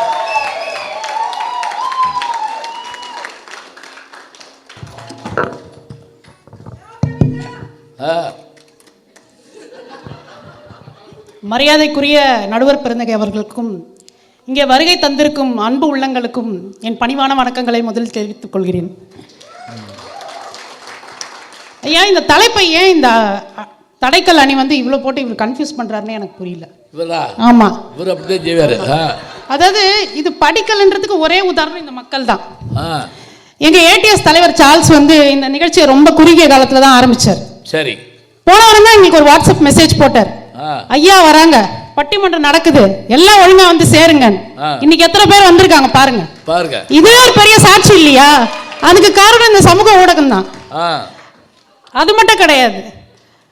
அதாவது வந்து நாளைக்கு இன்னைக்கு 100 பேர் இதை பார்க்குறாங்க, நாளைக்கு இதை 1,00,000 பேர் பார்க்கலாம், கோடி பேர் பார்க்கலாம். அதுக்காக இது வந்து ரெக்கார்ட் பண்ணி நாளைக்கு ஒரு சமூக ஊடகத்தில் தான் போட போகிறோம். அது கூட தெரியாமல் இந்த 3 பேர் வந்து உட்காந்துக்கிட்டு சமூக ஊடகம் வந்து தடைக்கல்லுன்றாங்க. இவங்களோட 3 பக்கத்தை நாளைக்கு காமிக்க போறதே இந்த சமூக ஊடகம் தான். அப்படியா? ஆமா, பெரிய வாய்ப்புகள்லாம் இருக்கு உங்களுக்கு. இதோட இன்னொரு ஒரு பெரிய விஷயம் என்னன்னா, எங்க பெண்கள் இன்னைக்கு பெண்கள்னால என்னங்க சொல்லுவோம்? பெண்கள்னாலே திறமைசாலிகள் தான். ஒத்துக்கிறீங்களா இல்லையா? அதுக்காக நான் வந்து ஆண்கள்லாம் திறமைசாலிகள் இல்லைன்னே சொல்லலை. அவங்களுக்கு ஏதோ தெரியும், சொல்லிக்கலாம். சரி, ஒத்துக்கிட்டீங்கல்ல, அதே போதும். அதாவது இந்த உலகத்தில் வந்து தீர்க்க முடியாத பிரச்சனைன்னு ஏதாவது இருக்கா சொல்லுங்க? இருக்கு. எங்க பெண்களுக்கு தான் அந்த பிரச்சனையும் இருக்கு. மாமியார் மருமகளோட உரசல்கள், இன்னைக்கு அந்த உரசல்களையும் எங்க சமூக ஊடகம் வந்து தீர்த்து வைக்குது. அப்படியா? ஆமா. எந்த ஊர்ல? எல்லா ஊர்லயும் தான். எந்தெந்த ஊர்லன்னு குறிக்கிருக்கா கேட்டேன். ஐயா, அதாவது சமூக ஊடகம்லாம் வரத்துக்கு முன்னாடி வந்து வீட்டில் ஒரு பிரச்சனைனா புருஷன்மார்களை போட்டு நாங்கள் டார்ச்சர் பண்ணுவோன்னு சொல்லுவாங்க. ஆனால் நாங்களாம் அப்படி கிடையவே கிடையாது. இந்த சமுதாயம் எங்களை அப்படி தான் போட்டு புரட்டி எடுத்தது. பாவம். ஆனால் இப்போலாம் அப்படி கிடையாது. நாங்கள் எதுவாக இருந்தாலும் நேரடியாக பேசிக்கிறோம். எங்கள் மாமியாரோட ஃபேஸ்புக்கில் நாங்கள் ஃப்ரெண்ட் ரிக்வெஸ்ட் கொடுத்து ஃப்ரெண்டாக இருக்கோங்க. நம்பிட்டேன். இன்ஸ்டாகிராம்ல மாமியாரும் மருமகளும் சேர்ந்து ரீல்ஸ் போடுறாங்க. இதெல்லாம் எவ்வளவு ஒரு சந்தோஷமான விஷயம். அப்ப மனசுக்குள்ள எவ்வளவு வேதனை இருந்திருக்கும் பாருங்க. ஐயா, ஆண்களுக்குலாம் நாங்க வந்து ஒரு ரிலாக்ஸேஷன் கொடுக்குறோம். நாங்க பாத்துக்கிறோம் எங்க மாமியாரை, நீங்க ரிலாக்ஸ்டா இருங்கன்னு சொல்றோம். இது எவ்வளவு சந்தோஷமான ஒரு விஷயம். அது மட்டும் இல்லாம இன்னைக்கும் வந்து பொண்ணு பார்க்க போகும்போது எல்லாரும் நிறைய கேட்பாங்க, பொண்ணு என்ன படிச்சிருக்கு, என்ன வேலை செய்யுது எல்லாம். ஆனாலும் இன்னைக்கும் எங்க பெண்களை பார்த்து கேட்குற ஒரு கேள்வி என்ன தெரியுங்களா? பெண்ணுக்கு சமைக்க தெரியுமா? அமெரிக்காவில் கூட கேட்குறாங்களாம், கேள்விப்பட்டேன் நான். கேட்டு பாருங்க கொடுக்க. இதுக்கெல்லாம் கவலைப்பட்டா முடியுமா? அந்த கலையை வந்து ஒரு சமையல் கலையாக இருக்கட்டும், ஒரு அழகு கலையாக இருக்கட்டும், ஒரு தோட்டக்கலையாக இருக்கட்டும், ஒரு ஓவிய கலையாக இருக்கட்டும், அதாவது எங்களுக்கு தெரிஞ்ச கலைகளை நாங்கள் ஒரு யூடியூப்ல போட்டு 4 பேருக்கு சொல்கிறோம், தெரியாதவங்களுக்கு காமிக்கிறோம். இது எவ்வளோ ஒரு உதவியாக இருக்குது. இதில் வந்து அழிஞ்சு வரும் கலைகளையும் நிறைய நாங்கள் சொல்கிறோம். கூடை பின்னல், இந்த மாதிரி நிறைய விஷயங்கள். இதெல்லாம் வந்து ஃபர்ஸ்ட் தடைக்கல்னு சொல்றத முதல்ல நிறுத்துங்க. முதல்ல இவங்க 3 பேரோட ஃபேஸ்புக் அக்கௌண்ட் எல்லாம் முதல்ல க்ளோஸ் பண்ணி விடணும். இன்னைக்கு பேசுறதுக்கு அவங்க இன்ஃபர்மேஷன் எடுத்துட்டு வந்ததே கூகுள்ல இருந்து தான். இதெல்லாம் விட தடைக்கல்ன்றாங்க. ஐயா, இன்னைக்கு உலகமே பார்த்தீங்கன்னா ஆரோக்கியமான வாழ்க்கை அப்படி நோக்கி போயிட்டு இருக்கு. அதுக்கு ஆதாரமா எங்க ஹூவர்ல ஒரு 15 நாளா ஒரு புரட்சியே நடந்துகிட்டு இருக்கு. அதாவது எங்க அலபாமா தமிழ் அந்த அணியை சேர்ந்தவங்களா? சரி சரி. எங்க அலபாமா தமிழ் சங்கத்தோட ஆலோசகர் வினோத் சிவம் அவங்க எப்பவுமே என்ன சொல்லுவாங்கன்னா, எல்லாம் தைரியமா இருங்க, நல்லா இருங்க, நல்லா சாப்பிடுங்க, நல்லா இருங்க. அவங்களோட இதுவே அப்படிதான். சரிங்க. அவங்கள பார்த்தாலே வந்து எங்களுக்கு ஒரு உத்வேகம் வந்துடும். வரும். அவங்க வந்து எல்லாம் சொல்லிட்டாங்களா? நீங்கள் சொல்லி கொடுத்தாலும்? சரி சரி. அவங்க வந்து 21 days sugar and detox programme ஒன்று ஆரம்பிச்சிருக்காங்க. அதில் வந்து 25 பெண்களுக்கு மேலே இருக்கும். அதில் ஆச்சரியப்படக்கூடிய விஷயம் என்னன்னா, ஐயா அரிசி இல்லை, பருப்பு இல்லை, ஆனால் சமையல் இருக்கு, சாப்பாடு இருக்கு. அதில் பார்த்தீங்கன்னா எங்கள் பெண் நாங்கள் நம்பணும். அதுக்கு உதாரணமாக நாங்கள் சொல்கிறோம். அதில் வந்து எங்கள் மீனாராம் அதாவது நான் வந்து இது சேர்றதுக்கு முன்னாடி நான் வினோ வந்து நைட்டு இது எல்லாரும் பேரும் சொன்னீங்கன்னா நான் குறிச்சுக்கிடுவேன் அப்படியே. அதில் வந்து அந்த குரூப்பில் சேர பாருங்க, நீங்கள்லாம் யாராவது நன்றியோடு ஏதாவது சொன்னீங்களா? அந்த குரூப்பில் சேர்றதுக்கு முன்னாடி நைட்டு 10 மணிக்கு நான் வந்து அவங்களுக்கு ஃபோன் பண்ணேன். இந்த மாதிரி வந்து இந்த குரூப்பில் எதுவுமே சாப்பிடக்கூடாதுன்றீங்க, என்ன சாப்பிட்றதுன்னு. அவங்க சொன்னாங்க நீ சேரு, அதுக்கப்புறம் உனக்கே தெரியும்னாங்க. உண்மையிலே தெரிஞ்சுது. அதாவது எங்கள் மீனாராம் வந்து முதல் நாள் போச்சு, 2வது நாள் போச்சு, 3வது நாள் அவங்க ஒரு பெரிய ஒரு டிஷ் ஒன்று கொடுத்துருக்காங்க. சியா சீட்ஸ் தயிர் சாதம், டாப்டு வித் வெண்டைக்காய் காரைக்குழம்பு. அதாவது இந்த டிஷ்ஷை வந்து நாங்கள் கட்பானின்னு இன்னைக்கு ட்ரெண்டிங் டாக்டர் பால் மாணிக்கம்கே அனுப்பலான்னு இருக்கோம். ஏன்னா அவர் தான் வந்து சொல்கிறாரு ப்ரோபயோட்டிக்ஸ் நிறைய எடுத்துக்கோங்க, ஃப்ரூட்ஸ் நிறைய எடுத்துக்கோங்க, வெஜிடபிள்ஸ் நிறைய எடுத்துக்கோங்கன்னு. இந்த மாதிரி எங்கள் பெண்கள் வந்து அவங்களுக்கு தெரிஞ்சதெல்லாம் அதில் போட்டு நாங்களாம் எக்ஸ்ப்ளோர் பண்ணுறோம். இதெல்லாம் எவ்வளோ ஒரு நல்ல விஷயம். இதுக்கு போய் இது வந்து தடைக்கல்லுன்றீங்க. இது மட்டும் கிடையாது, பொறாம வயிற்றுச்சலுங்க அவங்களுக்கு. வீட்டுக்கு போய் உங்கள் மனைவிமார்களுக்கு ட்ரை பண்ண சொல்லுங்க. அதெல்லாம் அது வந்து செய்யறதும் ஈஸி, சாப்பிட்றதும் ஈஸி. யார் செய்யறது யார் சாப்பிட்றது?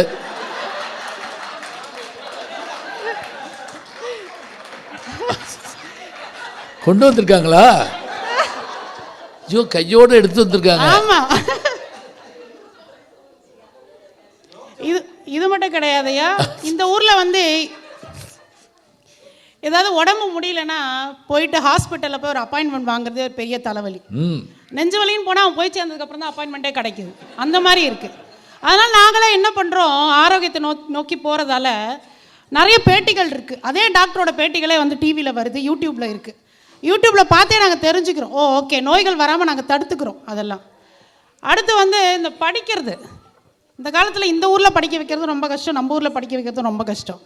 நாங்கள் படிக்கும் போதெல்லாம் காலைல ஸ்கூலுக்கு போவோம், சாயங்காலம் டியூஷனுக்கு போவோம், அவ்வளோதான் முடிஞ்சிருச்சு. டியூஷனுக்கு தள்ளுறதே எங்கள் அம்மாவோட பாடெல்லாம் பெரிய பாடாக இருக்கும். இப்போலாம் அப்படி கிடையவே கிடையாது. ஸ்கூலுக்கு போகிறாங்க, பார்க்குறாங்க, டீச்சர்ஸ் சொல்லித்தர ரெடியாக தான் இருக்காங்க. ஆனால் நம்ம பசங்க வேணாம், நாங்கள் வீட்டில் வந்து பார்த்துக்குறோன்னு வந்துடுறாங்க. வந்துட்டு நம்ம தலையை உருட்ட வேண்டியது. நம்மளுக்கு என்ன ஹெல்ப்ஃபுல்லாக இருக்குது? யூடியூப் போங்க, அதில் போனீங்கன்னா இவ்வளோ பெரிய லெக்சரர்ஸ் ப்ரொஃபஸர்ஸ்லாம் வந்து அவங்களோட இதுவே கொடுத்துருக்காங்க. நீங்கள் பார்த்தோன்னே அதில் தெரிஞ்சுக்கலாம். இன்றைக்கி எல்லாமே நடைமுறை கல்வி தான், ப்ராக்டிக்கல் நாலேஜ். நீங்கள் ப்ராக்டிக்கலாக எல்லாமே உங்களுக்கு தெரிஞ்சிருந்தால் மட்டும்தான் இன்றைக்கி வந்து அடுத்த நிலைக்கே போக முடியும்னு ஆயிடுச்சு. அதுக்கு இந்த சமூக ஊடகம் வந்து எவ்வளோ உபயோகமாக இருக்குது. ஜெகன் பேசும்போது சொன்னார், பட்டிமன்றம் வந்து இந்த மாதிரி வந்தால் தான் நல்லாயிருக்கும், எல்லோரும் நேராக வந்தால் தான் பண்ண முடியும், ஏன் இன்ஸ்டாவில் பண்ண முடியும், ஏன் ஜூமில் பண்ண முடியும், ஏன் இதில் பண்ண முடியும்னு வச்சு பொறிச்சு தள்ளிட்டார். அதே கொரோனா காலம்னு ஒன்று வந்தது. அங்கே இப்போ எங்கே போனீங்க நீங்கள்? கொரோனா டைமில் பட்டிமன்றமா ஜூம்லேயும் இன்ஸ்டாலையும் தான் இங்கே நடந்தது. அதாவது அந்த கொரோனாவோட தாக்கம் வந்து எவ்வளோ பேரை வந்து பயங்கரமாக தாக்கி இருந்தது. அதுக்கு நிறைய வந்து எப்படி சொல்கிறது, நகரப்புறங்களில் இருக்கிறவங்கலாம் வந்து கிராமப்புறங்களுக்கு போனாங்க. அப்படி இருக்கும்போது இந்த சமூக ஊடகன்றது வந்து அவங்களுக்கு மிகவும் ரொம்ப உறுதுணையாக இருந்தது. அது மட்டும் கிடையாது, இந்த யுகம் வந்து தகவல் யுகம்னு சொல்கிறாங்க, இன்ஃபர்மேஷன் ஏஜ். இன்ஃபர்மேஷன் உங்கள் கையில் எப்போவுமே வச்சுக்கிட்டே இருக்கணும். இன்ஃபர்மேஷன் உங்ககிட்ட கிளியராக இல்லைன்னா உங்களை வந்து அவுடேட்டடுன்னு தூக்கி இந்த உலகம் போட்டுருமா. ஏன்னா நீங்கள் அந்தளவுக்கு அப்டேட்டடாக இருக்கணும். அடுத்து வந்து இந்த ஹூவர் மாதிரி ஒரு சின்ன சிட்டியில் பார்த்தீங்கன்னா எங்களுக்கு ஒரு நிகழ்ச்சி நடத்தணுன்னாலே ரொம்ப கஷ்டங்க. ஒரு கல்யாணம், ஒரு நிச்சயதார்த்தம், ஒரு சீமந்தம், இதெல்லாம் நடத்தணுன்னாலே ரொம்ப கஷ்டம். ஆனால் அதுக்கும் எங்கள் ஆளுங்க வந்து ஒரு வழி கண்டுபிடிச்சிருக்காங்க. நம்ம பாலாஜி கோவிந்தன் இருக்கார், அவர் வந்து என்ஆர்ஐ மேட்ரிமோனி ஸ்டார்ட் பண்ணியிருக்காரு. பொண்ணு மாப்பிள்ளையை அங்கே பார்த்துக்கலாம். அடுத்து நம்ம சௌந்தர்யா ராதாகிருஷ்ணன் இருக்காங்க, அவங்க வந்து அழகு கலை நிபுணர். பொண்ணு மாப்பிள்ளைக்கு அழகு அங்கே பண்ணிக்கலாம். அது மட்டும் இல்லை, நிகழ்ச்சிக்கு நடுவில் விளம்பரம் வரும். இப்போ விளம்பரத்துக்கு நடுவில் நிகழ்ச்சி வருது. சரி, அடுத்து வந்து நம்ம சதீஷ் இருக்காரு. இன்னைக்கு கல்யாணத்தில் வந்து பொண்ணு மாப்பிள்ளை இல்லைனாலும் பரவாயில்லையா, டான்ஸ் இல்லாமல் இல்லவே இல்லை. அதை வந்து எங்களுக்கு சொல்லித்தராரு. இதெல்லாம் வந்து எங்களுக்கு எப்படி தெரியுது, அவங்களோட சமூக ஊடகங்கள் மூலமா தான். பொண்ணே டான்ஸ் ஆடுது, அந்த காட்டில் என்ன வேணும். அது மட்டும் இல்லை, இந்த மாதிரி போடுறதால இது அவங்களோட பிஸ்னஸ்க்கும் அந்த அளவுக்கு யூஸ் ஆகுது. அதனால குறை சொல்லிக்கிட்டே இருக்கிறவங்க சொல்லிக்கிட்டே தான் இருப்பாங்க. மணி அடிச்சா அடிச்சுக்கிட்டே இருக்கட்டும். கடைசியா ஒன்று மட்டும் சொல்லி முடிச்சுக்கிறேங்க. அதாவது ஒருத்தங்க நம்ம நடந்து போனா என்ன தெரியுமா நடக்கும், தலைவாசல் இடிக்கும். இன்னும் என்ன சொல்லுவோம், வாசல் இடிச்சிருச்சு, சேர் இடிச்சா சேர் இடிச்சிருச்சு, முள்ளு மேலே கால் வச்சா முள்ளு குத்துச்சு. அதாவது கண்ணு தெரியாமல் போய் காலை வச்சதும் தலையிடிச்சதும் நம்ம, ஆனால் பழி போடுறது ஃபுல்லாக அது மேலே. அந்த மாதிரி தான் இந்த 3 பேர். எதுவாவது கேட்கறத உருப்படியாக கேட்டால் கூகுள் வந்து உருப்படியாக கொடுக்கும். கண்ட இதெல்லாம் கேட்டு விட்டு கூகுள் இது தருது அது தருதுன்னா அதுக்கு நாங்கள் பொறுப்பு கிடையாது. இன்றைக்கி இந்த சோஷியல் மீடியா மேலே வைக்கிற குற்றச்சாட்டை என்ன தெரியுங்களா? இளைய தலைமுறை வந்து கெட்டு போகுது. ஐயா நான் வந்து சொல்கிறேன், நீங்கள் இளைய தலைமுறையை கரெக்டான பாதையில் கொண்டு போனீங்கன்னா அவங்க கரெக்டாக இருப்பாங்க. ஒரு குழந்தை வந்து நடந்து ஒரு இருட்டான பாதைக்குள்ளே போகுதுன்னா நீங்கள் ஒரு விளக்கா மட்டும் இருங்க, அதை விளக்கிடாதீங்க தயவு செஞ்சு. அவ்வளோதான் அவ்வளோதான் அதாவது அவ்வளோதான். நானும் என்னென்னமோ சொல்லி பார்க்குறேன், ஒன்றும் நடக்க மாட்டேங்குது. வாங்க வாங்க, நன்றி.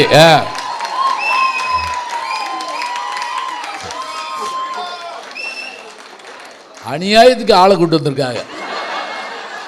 உங்கள் பேர்லாம் சொல்லுவேன், நீங்கள் வந்து இருந்து பார்த்துட்டு நான் பேசி முடித்தோடனே நீங்கள் கிளம்பியிருக்கேன் அப்படின்னு சொல்லி. ஆமாம் ஆமாம், இருக்கேன். இவங்க இன்னும் ஒரு 4 பேர் சொல்லுவாங்க. ஆமாம், ரொம்ப அழகாக சொல்லியிருக்காங்க.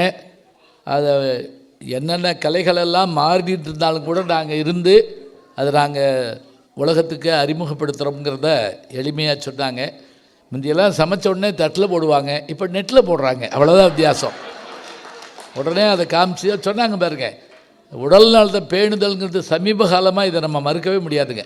எல்லாருக்கும் நம்முடைய உடல் நலம் பேணுதல், இப்போ உள்ளம் பெருங்கோயில் உணவுடம்பாலே அதெல்லாம் இருக்கட்டுங்க. இப்போ என்ன உணவு என்ன சாப்பிடணும், என்னென்ன வேணும் அப்படிங்கிற விஷயமெல்லாம் அழகாக சொல்லி அதை வந்து எடுத்து சொன்னதோடு மட்டும் இல்லை, குறை சொல்கிறவங்க சொல்லிட்டு தான் இருப்பாங்க. அதுக்காக நம்ம பார்த்துக்கிட்டு இருக்க முடியுமா? நீங்கள் வந்து அவங்களுக்கு விளக்கு போல் இருங்கள், அவங்கள விளக்கி விட்டுறாதீங்க. பிள்ளைகளுக்கு எல்லாத்தையும் சொல்லிக் கொடுங்கன்னு சொல்லியிருக்காங்க. அவர்களுக்கு நம்முடைய பாராட்டை சொல்லிட்டு இருக்கலாம். இருந்தாலும் அது எப்படிப்பட்ட தடைக்கல் அப்படிங்கிறத ரொம்ப அழகாக பேசுவதற்காக நம்முடைய சங்கீதா மோகன்ராஜ் அவர்கள் இருக்கார். வாங்க.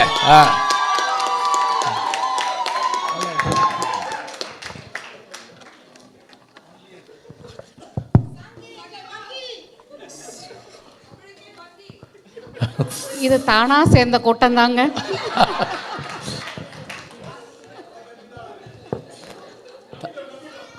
நீங்க கவிதா மாதிரி நானும் இங்க பல பேருக்கு அட்வர்டைஸ்மெண்ட் பண்ணேன்னு மட்டும் நினைச்சுக்காதீங்க. இல்ல இல்ல, நான் இன்னும் நினைச்சு என்ன செய்ய போறேன். அன்பும் அறிவும் நேர்மையும் எல்லாம் உடைய நடுவர் ஐயா அவர்களே, பணிவான வணக்கம் உங்களுக்கு. எதிரணிக்கு முக்கியமா சொல்ல வேண்டிய ஒரு விஷயம் நேர்மை. நீங்க வேணா திரும்ப போய் சொல்லலாம், நடுவருக்கு ஃபேஸ்புக்கில் 40,000 ஃபாலோவர்ஸ் இருக்கிறாங்க, இன்ஸ்டாகிராமில் 80,000 ஃபாலோவர்ஸ் இருக்கிறாங்க. அவரே ஃபேஸ்புக் மூலியமாக வந்து இப்போ ரொம்ப ஃபேமஸாக இருக்கலாம். அதனால் வந்து அவர் உங்களுக்கு தான் வந்து அணிக்கு இது சொல்லலான்னு நீங்கள் நினைக்கலாம். ஆனால் அவர் அப்படிப்பட்டவர் கிடையாது, ரொம்ப நேர்மையானவர், நியாயமானவர். சரிதானங்க ஐயா? எனக்கு என்ன சொல்றதுன்னே தெரியல. அப்படியே இதை நான் மறக்கவா போறேன், யோசிச்சு பாருங்க. இல்லை அவங்க சொல்றத நம்பாதீங்க அப்படின்னு சொல்லுவேனா?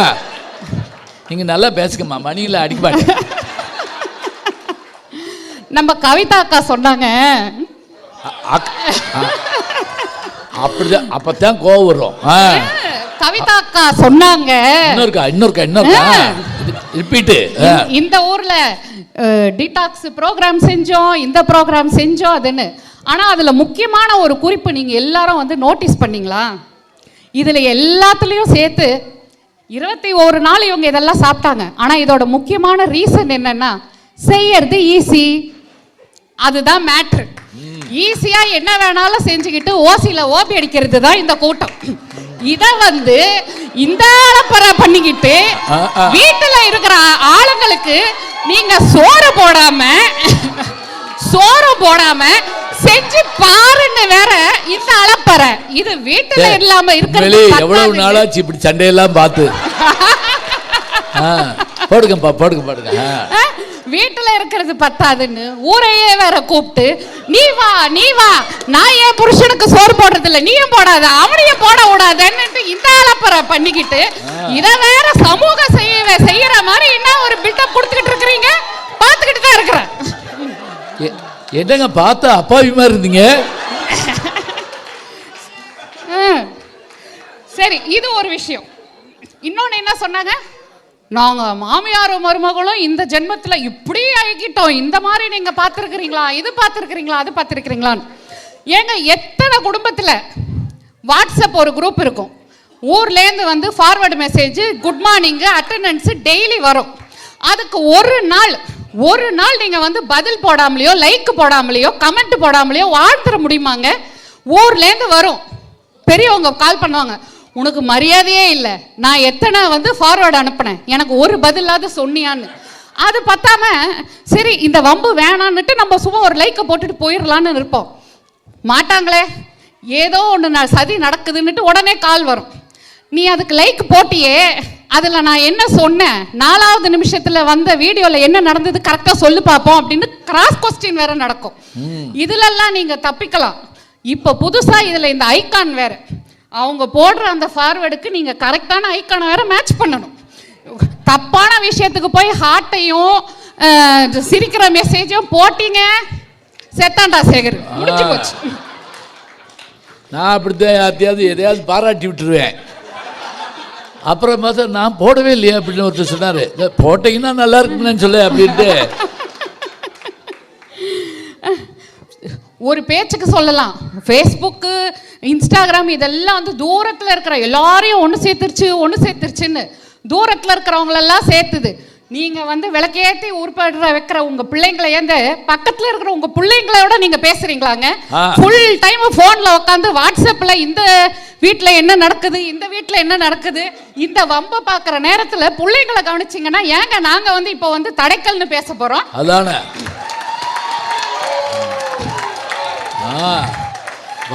வாசல்ல கோலம் போட சொன்னா இப்ப செல்ல கோலம் போட்டு இருக்காங்க அப்படி இப்படின்னு. நான் சொல்லல அவர் நேர்மையானவர்னு, பாத்தீங்களா? ஐயோ, நான் 5 நிமிஷத்துக்கு ஒருக்க நிரூபிச்சுக்கிட்டே இருக்க வேண்டியிருக்கு. சோஷியாலஜியில் ஒரு முக்கியமான கான்செப்டுங்க, அதுக்கு பேர் இம்ப்ரெஷன் மேனேஜ்மெண்ட். அதாவது மற்றவங்க நம்மளை எப்படி பார்க்கணும்னு நாமளே கண்ட்ரோல் பண்ணுறதுக்கு பேர் தான் இம்ப்ரெஷன் மேனேஜ்மெண்ட். சோஷியல் மீடியாவே இதை பேஸ் பண்ணி தான் உருவாயிருக்கு. அதாவது உங்களில் பல பரிமாணங்கள் இருக்கலாம், உங்களுக்கு சோகம் இருக்கும், சந்தோஷம் இருக்கும், கஷ்டம் இருக்கும், எல்லாம் இருக்கலாம். ஆனால் சோஷியல் மீடியாவில் உங்களை பற்றி என்ன தெரியணும்னு முடிவு பண்ணுறது நீங்கள் மட்டும்தான். நீங்கள் போயிட்டு நான் வந்து கார் வாங்கினேன், டிவி வாங்கினேன், உங்கள் வீட்டில் இருக்கிற மொத்த சாமானோட லிஸ்ட்டு போட்டு பத்தாதிக்கு அதில் ஒரு டூரை போட்டு, இதுக்கு எல்லாத்துக்கும் மேலே என் பொண்டாட்டி மாதிரி நல்லவளே கிடையாது, எனக்கு வந்து 20வது பிறந்தநாள், எனக்கு 40வது வெட்டிங் ஆனிவர்சரி, எல்லா அலப்பறையும் பண்ணிட்டு போஸ்ட் பண்ணிட்டு பக்கத்தில் உடனே திரும்பி வீட்டில் சண்டை நடந்துக்கிட்டு இருக்கோம். அந்த பரிமாணம் நம்ம யாருக்கும் தெரியாது. ஆனால் இதை பார்த்தா வேற சில பேர், அதாவது உங்கள் வாட்ஸ்அப் குரூப்பாக இருக்கலாம், இல்லை ஃபேஸ்புக்காக இருக்கலாம், பார்த்தவங்கெல்லாம் வந்து இதுதான் ஐடியல் லைஃப் போல இருக்கு, சே என்ன லவ் பண்ணுறாருப்பா, என்ன ரொமான்ஸுப்பா, நமக்கும் வந்து வாட்சுது பாரு அப்படின்னுட்டு இதுல வேற ஒரு பிரச்சனை வரும். நாம நினைச்சிருப்போம் சோஷியல் மீடியா இந்த மாதிரி பட்டிமன்றம் அடிக்கடி நடத்துங்க, அப்பதான் இந்த மணக்கு முறையெல்லாம் வெளிப்படுத்துறதுக்கு. இனிமே பாருங்க, அடுத்த வட்டம் பேர் கொடுக்க வருவாங்க, நான் பேசுறேன் அப்படின்னு சொல்லி. மணக்குமுறல் இல்லைங்களையா, எங்காலே வந்து எங்க ஆனிவர்சரிக்கு போடுவார். ஏன்னா அவரோட சாதனை, என் கூட இவ்வளவு நாள் வாழ முடிஞ்சிருச்சுன்ற சாதனை அவர் போடுவார். அதனால நான் மணக்குமுறலா அதை சொல்லல. இந்த சோஷியல் மீடியால போஸ்ட் யார் வேணாலும் போட்டுட்டு போயிடலாங்க, போட்ட அவங்க நிலைமை வேற. ஆனா அதையே திரும்ப திரும்ப பார்த்து யாரு யாரோட வீட்டில் பார்ட்டிக்கு போனா அந்த பார்ட்டிக்கு ஏன் நம்மளை கூப்பிடல, நம்ம இவங்களுக்கு வந்து க்ளோஸ் ஆனவங்களா இல்லையா, பாருங்க பாருங்க எவ்வளோ குமரல் வெளில வருது. அவங்க வீட்டுக்கார் பாரு எவ்வளோ பாசமா இருக்கிறாங்க, புது புடவை வாங்கி கொடுத்துருக்காங்க, நம்ம ஆனிவர்சரிக்கும் வந்துச்சே, என்னென்ன பிரச்சனைங்க. இந்த மாதிரி வேற இடத்துல நடக்கிற இந்த இம்ப்ரெஷன் மேனேஜ்மெண்ட், யாரோடையோ ஒரு இம்ப்ரெஷன் மேனேஜ்மெண்ட்டை கவனிக்கிற நீங்க டிப்ரெஷன்ல போறத மேனேஜ் பண்ணாம விட்டுடுறீங்க. எங்கேயோ நடக்கிற ஒரு விஷயத்தை பார்த்து தான் வீட்டுல நடக்கிற பிரச்சனையை பத்தி புரிஞ்சுக்கிறது கிடையாது. அதைத்தாங்க நாங்க தடைக்கல்னு சொல்றோம்.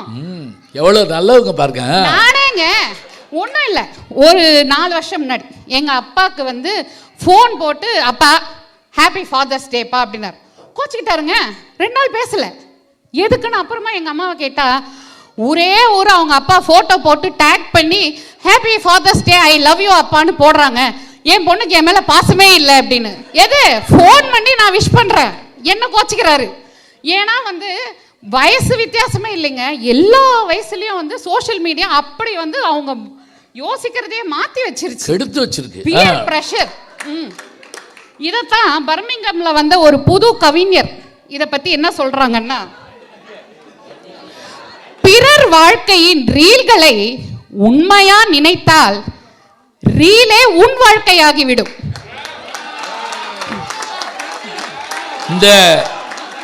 இந்த கவிஞர் கைதட்டுங்க. அது அவங்க தான், அதுக்கு தான் சொன்னேன். எனக்கு கொஞ்சம் கூச்ச சுபாவங்க ஐயா. ஆனா நீங்க முதல்ல பேசுறப்பே கண்டுபிடிச்சேன் நான். ஆனா இந்த சோஷியல் மீடியால போடுற அலப்பறைகள்னால ரொம்பவும் சந்தோஷமா ரொம்ப ஈஸியா அவங்க வாழ்க்கையை நடத்திட்டு இருக்கிற ஒரு கும்பல் எது தெரியுமா? திருடங்க தான். ஏன்னா வந்து என்னென்ன எல்லா ஃபோட்டோலையும் வந்து நீ என்ன விலை உயர்ந்த வாட்ச் போட்டிருக்கிற, என்ன கார் வச்சிருக்கிற, என்ன நகை போட்டிருக்கிற, எல்லா ஃபோட்டோவில் போட்டுருவீங்க. பத்தாதிக்கு வந்து ஒரு ஹவுஸ் டூரும் கொடுத்துருவீங்க, எந்த வீட்டில் எந்த பொருள் எங்கே இருக்குன்ற டூரும் கொடுத்துருவீங்க. இதுக்கு எல்லாம் மீறி இந்த 10 நாள் நான் இந்த ஊரில் சுற்றுறேன், இதுதான் என்னோட இந்த நாளோட ஐட்டினரி, இதுதான் என்னோட அந்த நாளோட ஐட்டினரின்னு மொத்த அலப்பறையும் அங்கே நடக்கும். முன்னாடி இவங்க சொன்ன மாதிரி திருடனு கூட அவ்வளோ வேலை, வீடு வீடா போய் ரோடா போய் யார் வீட்டில் என்ன இருக்கும், எங்கே போய் தேடணும், எதுவுமே இல்லை. One click matter done. இது நான் சொல்ற கதை கிடையாது. இப்போ சிஎன்என்ல சமீபமாக ஒரு நியூஸ் வந்தது. NFL இந்த ஃபுட்பால் பிளேயர்ஸ் செலிபிரிட்டிஸ் இவங்கெல்லாம் வந்து எந்தெந்த ஊருக்கு எங்கே டூர் போகிறாங்கன்றது வந்து ஒரு ஃபுல் அவங்களோட டூரோட மொத்த டீட்டெயில்ஸு சோஷியல் மீடியா. இதை பார்த்து பல NFL பிளேயர்ஸ் ஃபுட்பால் பிளேயர்ஸுங்க அவங்க வீட்டில் வந்து மொத்தம் கொள்ளையடிச்சிருக்கிறாங்க. நடுவரையா, நீங்கள் உங்கள் US டூரை பற்றி ஏதாவது ப்ரோக்ராம் போட்டிருக்கிறீங்களா? வீட்டுக்கு காவல் போட்டு வந்திருக்கேன், நான் எங்கேயுமே போகல. எதுக்கும் லைவ் அவர் ஊருக்கு போய் சேர்ந்த அப்புறமா யூடியூப்ல போடுங்க, இப்ப போட்டுறாதீங்க. ஆமா, அங்க அவர் கேட்டு பாருங்க. இதுல முக்கியமா ஒரு திருக்குறளுங்க, எப்பொருள் யார் யார் வாய் கேட்பினும் அப்பொருள் மெய்ப்பொருள் காண்பதறிவு.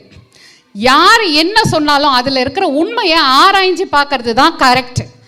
பெரியவங்களான நம்மளே எது உண்மை எது பொய், இந்த சோஷியல் மீடியா ப்ரெஷர் இவ்வளோத்துலேயும் சிக்கிட்டு இருக்கிறோமே. சின்ன பசங்க நிலைமையை நீங்கள் யோசிச்சு பார்த்தீங்களா? அதுலேயும் இது வந்து ஒரு பிரெயின் இன்னும் டெவலப் ஃபுல்லாக ஆகாத ஒரு ஸ்டேஜில், அவ்வளோ ஒரு சென்சிட்டிவான ஸ்டேஜில் அவங்கள வந்து நீ போமா போ, உனக்கு நான் இப்போ வந்து உனக்கு பின்னாடியிலேருந்து உனக்கு நான் வந்து சப்போர்ட் பண்ணுறேன் அப்படின்ட்டு நீங்கள் தாராளமாக வந்து போடுவீங்களாங்க.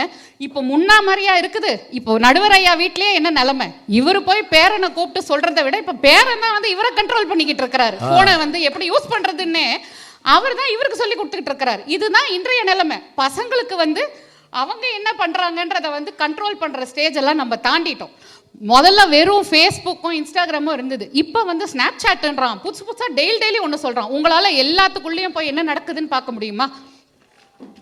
இப்போ இதில் உன்னோட ஒரு ஒரு அப்போயே முடிக்க வேண்டியது. நீங்கள் நானும் என்னென்னமோ சைகை காட்டி அப்படி இப்படிலாம் செஞ்சு பார்த்தேன். நீ நேர்மைக்கே ஒரு சோதனை வந்துருச்சு. நடுவரையா, என் டைம்ல நீங்க நிறைய பேசிட்டீங்க, அதனால நான் அதை கொஞ்சம் எடுத்துக்கிறேன். நடுவில் ஐயோ அப்படியா? இது நியாயம் இல்லைங்க. இந்த காலத்துல டீனேஜ் பிள்ளைங்க, முக்கியமா பொண்ணுங்க என்னென்ன கஷ்டப்படுறாங்க தெரியுமா? பசங்க வந்து என்ன மாதிரி உடல்நிலையில் இருக்கணும், அவங்க உடம்பு எப்படி இருக்கணும், அவங்க ஸ்கின் எப்படி இருக்கணும்ன்றத அவங்க வந்து முடிவு பண்ணுறதில்ல. சோஷியல் மீடியாவில் முகம் தெரியாமல் யாரோ வந்து பண்ணுற சைபர் புல்லிங்கும் பாடி ஷேமிங்கும் வந்து இன்னைக்கு நம்ம பிள்ளைங்க எப்படி இருக்கணும்னு யாருங்க வெளியில் யார் அந்த உரிமையை கொடுத்தா அவங்கள வந்து நம்ம பிள்ளைங்களை வந்து இது பண்ணுறது? எத்தனை சூசைடு கேஸ் தெரியுங்களா? 2 வருஷம் முன்னாடி ஒரு டீன் நேஷனல் ஹெல்த் சர்வே நடந்தது. அதில் கண்டுபிடிச்சிருக்கிறாங்க 5ல் 1 வந்து டீனேஜ் பிள்ளைங்க வந்து they are going through depression. எதனால? இதில் முக்கியமான காரணம் வந்து சோஷியல் மீடியா. நீங்கள் சொன்ன எல்லாத்தையும் பழக்கி விடுன்னு சொன்னால் அதே சோஷியல் மீடியா தான் இதுக்கு முக்கியமான காரணம். யுஎஸ் சர்ஜன் ஜெனரல் விவேக் மூர்த்தி அவர் வந்து சொல்லியிருக்கிறாரு, குழந்தைங்களுக்கு சோஷியல் மீடியாவில் இருக்க கெட்ட விஷயத்தை பற்றி 2 வாட்டி வார்னிங் பண்ணியிருக்கிறார் வித்தின் பாஸ்ட் 3 years. இதை பற்றி எல்லாம் வந்து யார் வந்து எடுத்து சொல்கிறது? நீங்கள் இன்னமும் அப்பாவியாகவே இருந்துட்டு போங்க, வெளுத்ததெல்லாம் பாலுன்னு. ஆனால் வந்து பால் மட்டும் வந்து வெளுத்தது கிடையாது, பல விஷயம், ஃபெனாயில் கூட வெளுத்தது தான். அதுக்காக அதை எடுத்து நீங்கள் குடிக்க முடியாதுங்க. இன்னும் லாஸ்ட்டு இப்போ 3ஆம் பக்கமே வந்திருக்காங்க, கடைசி பக்கம் வந்து நம்ம பெரியவங்களே கோயில்ல உள்ள வச்சு பூட்டிட்டு போயிடுவாங்க நம்மள. அது வேற 9 மணிக்குள்ள முடிக்கணும். நீ அவர் பேசணும், அப்புறம் நான் பேசணும், நான் அப்புறம் தொடர்பு போட்டு போயிடுவேன். விடை வெள்ளித்திரையில் காண்க அப்படின்னு சொல்லிட்டு. இப்போ இந்த காலத்துல பிள்ளைங்க கிட்ட இருந்தோ பெரியவங்க கிட்ட இருந்தோ போனைய வந்து புடுங்கி உங்களை நீங்களா வாழுன்னு சொல்லக்கூடியது 2 ஆப்ஷன் தான். ஒன்று, எல்லாரும் சேர்ந்து குடும்பத்தோட க்ரூஸ் போகணும், அங்கே தான் வந்து உங்களுக்கு ஃபோன் வேலை செய்யாது. இல்லை நீங்கள்லாம் பிக் பாஸ் வீட்டுக்குள்ளே தான் போய் உட்காரணும். இது 2மே நடக்கலைன்னா அது முடிஞ்சிருச்சு சீசன், அதுவும் சீசன் டன்னு. இந்த என்னென்னவோ டீடாக்ஸ் சொன்னாங்க, உங்கள் எல்லாருக்கும் சேலஞ்ச் பண்ணுறேன், புது வருஷத்தில் ஃபோன் டீடாக்ஸ் ட்ரை பண்ணி தான் பாருங்களேன், அப்போ உங்களுக்கு புரியும். சோஷியல் மீடியா டீடாக்ஸ் பண்ணி பாருங்க, உங்களுக்கு புரியும் சோஷியல் மீடியாவுக்கு நீங்க அடிமையா இல்ல உங்களுக்கு சோஷியல் மீடியா அடிமையான்றது வந்து 2 வாரம் டீடாக்ஸ் பண்ணுங்க உங்க அதே வாட்ஸ்அப் குரூப் மூலியமா, அப்போ உங்களுக்கு புரியும். முடிச்சுக்கிறேன் நடுவர் அவர்களே. ஃபைனலா நாம் பஞ்சு மிட்டாய் விற்கிற மாதிரி ஆயிட்டேன். மணி அடிச்சு நாம் நமது வளர்ச்சிக்காக சமூக ஊடகத்தை உருவாக்கினோம். ஆனால் இன்று அச்சமூக ஊடகத்தின் வளர்ச்சியே நமக்கு பெரும் தடையாக மாறி வருகிறது என்று சொல்லி வாய்ப்பளித்ததற்கு நன்றி கூறி விடைபெறுகிறேன். ஏதோ பாட்டெல்லாம் பாடுறதா சொன்னீங்க. சரி ரைட்டு, முடிஞ்ச பிறகு பாடுங்க. சரியா, சோடா கொடுங்க. ரொம்ப அருமையாக பேசுகிறாங்க. உண்மையிலே அவங்க அமைதியாக ரொம்ப எப்படி பேச போகிறா அப்படிலாம் கேட்டுக்கிட்டு இருந்தாங்க. ரொம்ப ஆர்ப்பாட்டமாக, ரொம்ப அழகாக, ரொம்ப உணர்வுபூர்வமாக பேசுகிறாங்க. நல்ல ஒரு கைதட்டு கொடுத்துருங்க அவங்களுக்கு. ரொம்ப ரொம்ப நல்லா இருந்தது. அதாவது அந்த இம்ப்ரெஷன் டெப்ரெஷனுங்கிற விஷயத்தை அவங்க வெளிப்படுத்துகிற போது ஏற்பட்ட மாற்றத்தை நான் பார்த்தேன். அது எதை நீங்கள் போய் நினச்சி போகிறீங்களோ அது உங்களை எப்படி பாதிக்குதுங்கிறத சொன்னாங்க. அதாவது பார்க்கவே வேணான்னு ஒரு விஷயம் இருக்குல்ல, அது எப்படி நம்மளை வந்து முட்டாளாக்கிட்டு இருக்கு அப்படிங்கிறத ரொம்ப எளிமையாக எடுத்து சொன்னாங்க. நல்லா பாடுவேன்னு சொன்னாங்க. நான் கூட 2 பாட்டு பாடுங்க அப்படின்னு சொன்னேன். ஆனால் அதுக்கு நேரம் இல்லாமல் போயிடுச்சு. அவங்க நிறையா கருத்துக்கள் கவிதைகள்லாம் சொன்னதுனால அவங்களுக்கு நம்ம பாராட்டுக்களை உள்ளபூர்வமாக சொல்லிவிட்டு, அதே மாதிரி இந்த டூர் போகிறோம்னு சொல்லிவிட்டு அவன் பாட்டுக்கு போயிட்டு போக, அதில் ஒரு அம்மா இதுலேயே யூடியூப்லேயே போட்டிருந்துருக்கு, எப்படி 24 கேரட் நகையை நான் 24 கேரட்டுக்கு 2 கிலோ வச்சுருக்கேன், யாரும் கண்டுபிடிக்க முடியாது. பாய், இதை அவங்க கண்டுபிடிச்சிட்டாங்க. யார்? திருடங்க. கேரட்டையும் தூக்கிட்டு போயிட்டான். 24 கேரட்டும் போச்சு, 24 பவுன் நகையும் போச்சு. இப்படிலாம் செஞ்சால் என்ன ஆகிறது? நல்லா கேட்டிருக்காங்க. நிறைவாக பாவம் அவர் இப்போ அப்போதிருந்து வாங்க ரொம்ப அழகாக பேசுவதற்காக வணக்கத்திற்குரிய நம்முடைய ரவி திருநாவுக்கரசு அவர்கள் வருகிறார். வாங்க. அனைவருக்கும் மாலை வணக்கங்கள். இந்த கடும் பணியிலும் அலவமா தமிழ்ச்சங்க மக்களை மகிழ்ப்பதற்காக நடுவர் பணி ஏற்று இங்கு அமர்ந்திருக்கும் தமிழ் பாடும் தென்மதுரை வைகை நதி மற்றும் தூங்கா நகரத்தின் தமிழ் பேராசிரியர் திரு ஞானம் சம்பந்தவர்களை பணிவுடன் ஏற்று அன்புடன் வரவேற்கிறேன். உங்களுக்கு தெரியாது எதுவுமே இல்லை, ஸோ இப்படி சொல்லிட்டு அவர் நம்மளை பார்த்துக்காரலாம். வந்துருங்க. ஆமாம், அதாவது இந்த காலகட்டத்தில் எப்படி நம்ம ப்ரஷ்ஷு பேஸ்ட் யூஸ் பண்ணுறோமோ சமூக ஊடகங்களும் அப்படி ஆயிடுச்சு. காலையில் திறக்கிறோமோ திருப்பி மூடுறோம். ஆனால் இதனால் நம்மளுக்கு என்ன நன்மை இருக்குதுன்னு பார்க்குறப்போ ஏகப்பட்ட நன்மை இருக்குது. ஜெகன் சொன்னார் அதை வந்து அதில் அடையாளம் தெரியாதவங்க நிறைய பேர் இருக்கிறாங்க, அது அடையாளம் தெரியவங்களே வந்து காட்டி கொடுக்குது அப்படின்னு. ஆக்சுவலாக பார்த்தீங்கன்னா சமூக ஊடகங்கள் தான் அடையாளம் தெரியாதவர்களுக்கும் அடையாளத்தை ஏற்படுத்தி கொடுக்குது. அதாவது எங்கேயோ ஒரு வில்லேஜ் குக்கிங் ஒருத்தன் பண்ணுறான், அங்கேருந்து ராகுல் காந்தி ஓடி வர்றார். எப்படி அது? இன்னொன்று பொருளாதார ரீதியாக பார்த்தோன்னு வச்சுக்கோங்களேன், ஒரு 4-5 பாத்திரத்தை வாங்குறாங்க, கடலையை போட்டு வறுக்கிறாங்க, ஒரு வெங்காயம் தக்காளியை போட்டு வறுக்கிறாங்க, அப்புறம் 6 மாதம் பார்த்தீங்கன்னா காருங்கிறானுங்க, ஃப்ளைட்டுங்கிறானுங்க, ஹெலிகாப்டரில் வாங்கிடுறாங்க. எவ்வளோ பொருளாதார ஏற்றம் பாருங்க அதில். அது தமிழ் படத்தில் ஒரே பாட்டில் படக்காரர் பாருங்க. ஆமாம். அதாவது சில பிரச்சனைகளை வந்து சுமூகமாக தீர்க்கலாம், ஆனால் பல பிரச்சனையை சமூகமாக தீர்க்கலாம். இந்த சமூக ஊடகங்கள் அப்படி தான். இது மாதிரி ஏகப்பட்ட பிரச்சனையை வந்து நம்ம வந்து நம்ம பயல்கிட்ட ஒரு இது இருக்குது, அதாவது பக்கியாட்டம் அலைவானுங்க, முடியை வச்சுக்கிட்டு பேண்ட் சட்டை ஆளுக்கா ஏன்டா முடி வெட்டுன்னா கேட்க மாட்டானுங்க. ஆனால் அவனே எப்போ ஒரு 10 நாள் வச்சு மொட்டை அடிச்சுட்டு வருவானுங்க. அது மாதிரி பார்த்திங்கன்னா நம்மளோட கலாச்சாரத்தில் வந்து இந்த ஜல்லிக்கட்டு வந்து ரொம்ப முக்கியமாக இருந்துச்சு. அவ்வளவு நாள் வந்து யாரையுமே கண்டுக்காதப்போ போட்டாங்க ஒரு ஃபேஸ்புக்கில் ஒரு போஸ்ட்டு, வந்து சேர்ந்தாங்களா இல்லையா மெரினா பீச்சில். மெரினா பீச்சில் அன்றைக்கி மண்ணு தெரியல, ஃபுல்லாக பார்த்தீங்கன்னா நம்ம ஆளுங்களோட தலை தான். அதாவது பீட்டாக்கே டாடா காட்டினானுங்க அன்றைக்கி. ரைட்? எவ்வளோ பிரச்சனை வந்தாலும் முன்கூட்டியே வந்து அந்த சமுதாயத்துக்காக நின்னா பார்த்தீங்களா, அதுதான் நம்ம பாராட்டணும். இது மாதிரி நிறையா பிரச்சனைகள் இல்லை, அப்போ தாங்க நிறைய தமிழ் சங்கமே உருவாச்சு. ஏன்னா பல பேர் அப்போ ஒன்று சேர்ந்தாங்க, நீங்கள் இங்கே தான் இருக்கீங்களா, நீங்கள் இங்கே தான் இருக்கீங்களான்னு சொல்லிட்டு அந்த ஜல்லிக்கட்டு பிரச்சனை வந்தபோது அதுக்கு மேலே வந்தது எதுன்னா தமிழுடைய வளர்ச்சி. உண்மையாக சொல்லணும், எல்லா ஊர்லேயும் பார்த்தேன் நான். அடுத்து வந்து பார்த்தீங்கன்னா இந்த சமுதாய பொறுப்புணர்ச்சின்னு ஒன்று இருக்குது. அதாவது நம்ம ஜெகன் சொன்னார் இது மாதிரி பொறுப்பு இல்லாமல் சில போஸ்ட்லாம் போடுறாங்கன்ட்டு. அதாவது 2020 மே மாதம் இங்கே என்ன நடந்துச்சுன்னு எல்லாத்துக்குமே நல்லா தெரியும். அதாவது மைக்கேல் ஃப்ளாய்ட், ரைட், அவன் என்னையா ஒரு $20 போய் ஒரு கருப்பு பணத்தை போய் ஒரு சிகரெட் வாங்கியிருக்கான். அதுக்கு பிடிச்சி போட்டிருந்தா ஒரு 6 மாதம் உள்ளே போட்டிருப்பானுங்க, அதோட முடிஞ்சிருக்கும். இதுதானே நியாயம், இதுதானே நேர்மை? அதை பிடிச்சி அவன் காலை மீச்சு அவனை சாவடிச்சு கவர்மெண்ட்டுக்கு ஆப்பு வச்சாங்க $27 மில்லியன் கடைசியில். இது எப்படி நடந்துச்சு? ஒரு வழிபோக்கர் வந்து அந்த ஃபோட்டோ எடுத்து போட்டாங்க, அதாவது வைரல் ஆனிச்சு. கரெக்டாக? இதெல்லாம் வந்து சாத்தியக்கூறுகள் இருக்கும்போது நம்ம வந்து தடைக்கல்னு சொல்லக்கூடாது. ஒரு குளத்துக்குள்ளே போகிறோம்னா அதில் சேரும் சகதி இருக்க தான் செய்யும், அதில் இருக்க செந்தாமரையை தான் நம்ம பார்க்கணும். கரெக்டா? கை தட்டலாமே, ஐயோ எவ்வளோ கஷ்டப்பட்டு பேசுகிறேன். அதே மாதிரி பார்த்தீங்கன்னா அந்த இப்போல்லாம் பார்த்தீங்கன்னா சில தன்னார்வல் மருத்துவர்கள் இதை சாப்பிடாத அதை சாப்பிடான்னு சொல்கிறாங்க. இது வந்து தெரியறதுக்கு நம்மளுக்கு இவ்வளோ நாளாக இருக்குது.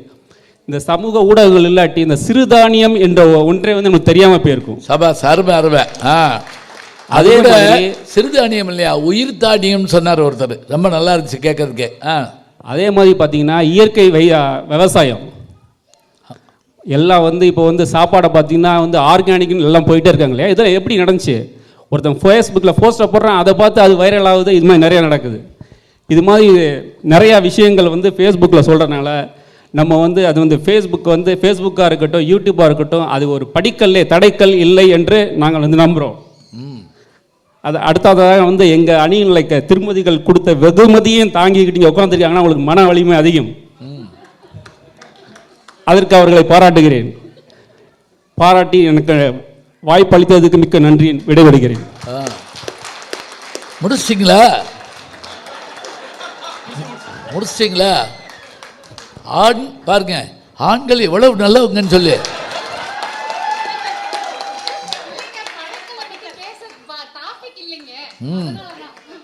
சரிங்க, பேச வேண்டியது பேசினாரு, போய் உட்காந்துட்டாரு, அவ்வளோதான். இயற்கை விவசாயம் உண்மையை சொல்கிறாருந்தா, அதே மாதிரி சிறுதானியம் இன்னைக்கு இதெல்லாம் தெரியாமலே போயிடுச்சு. அது எவ்வளவு நல்லது. ஜல்லிக்கட்டு முனைப்பாயிட்டு போதும். இல்லை, நான் மணி அடிக்க கூட இல்லை.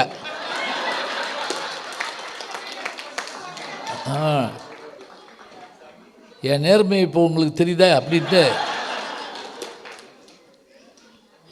நல்லா அருமையாக பேசினார்.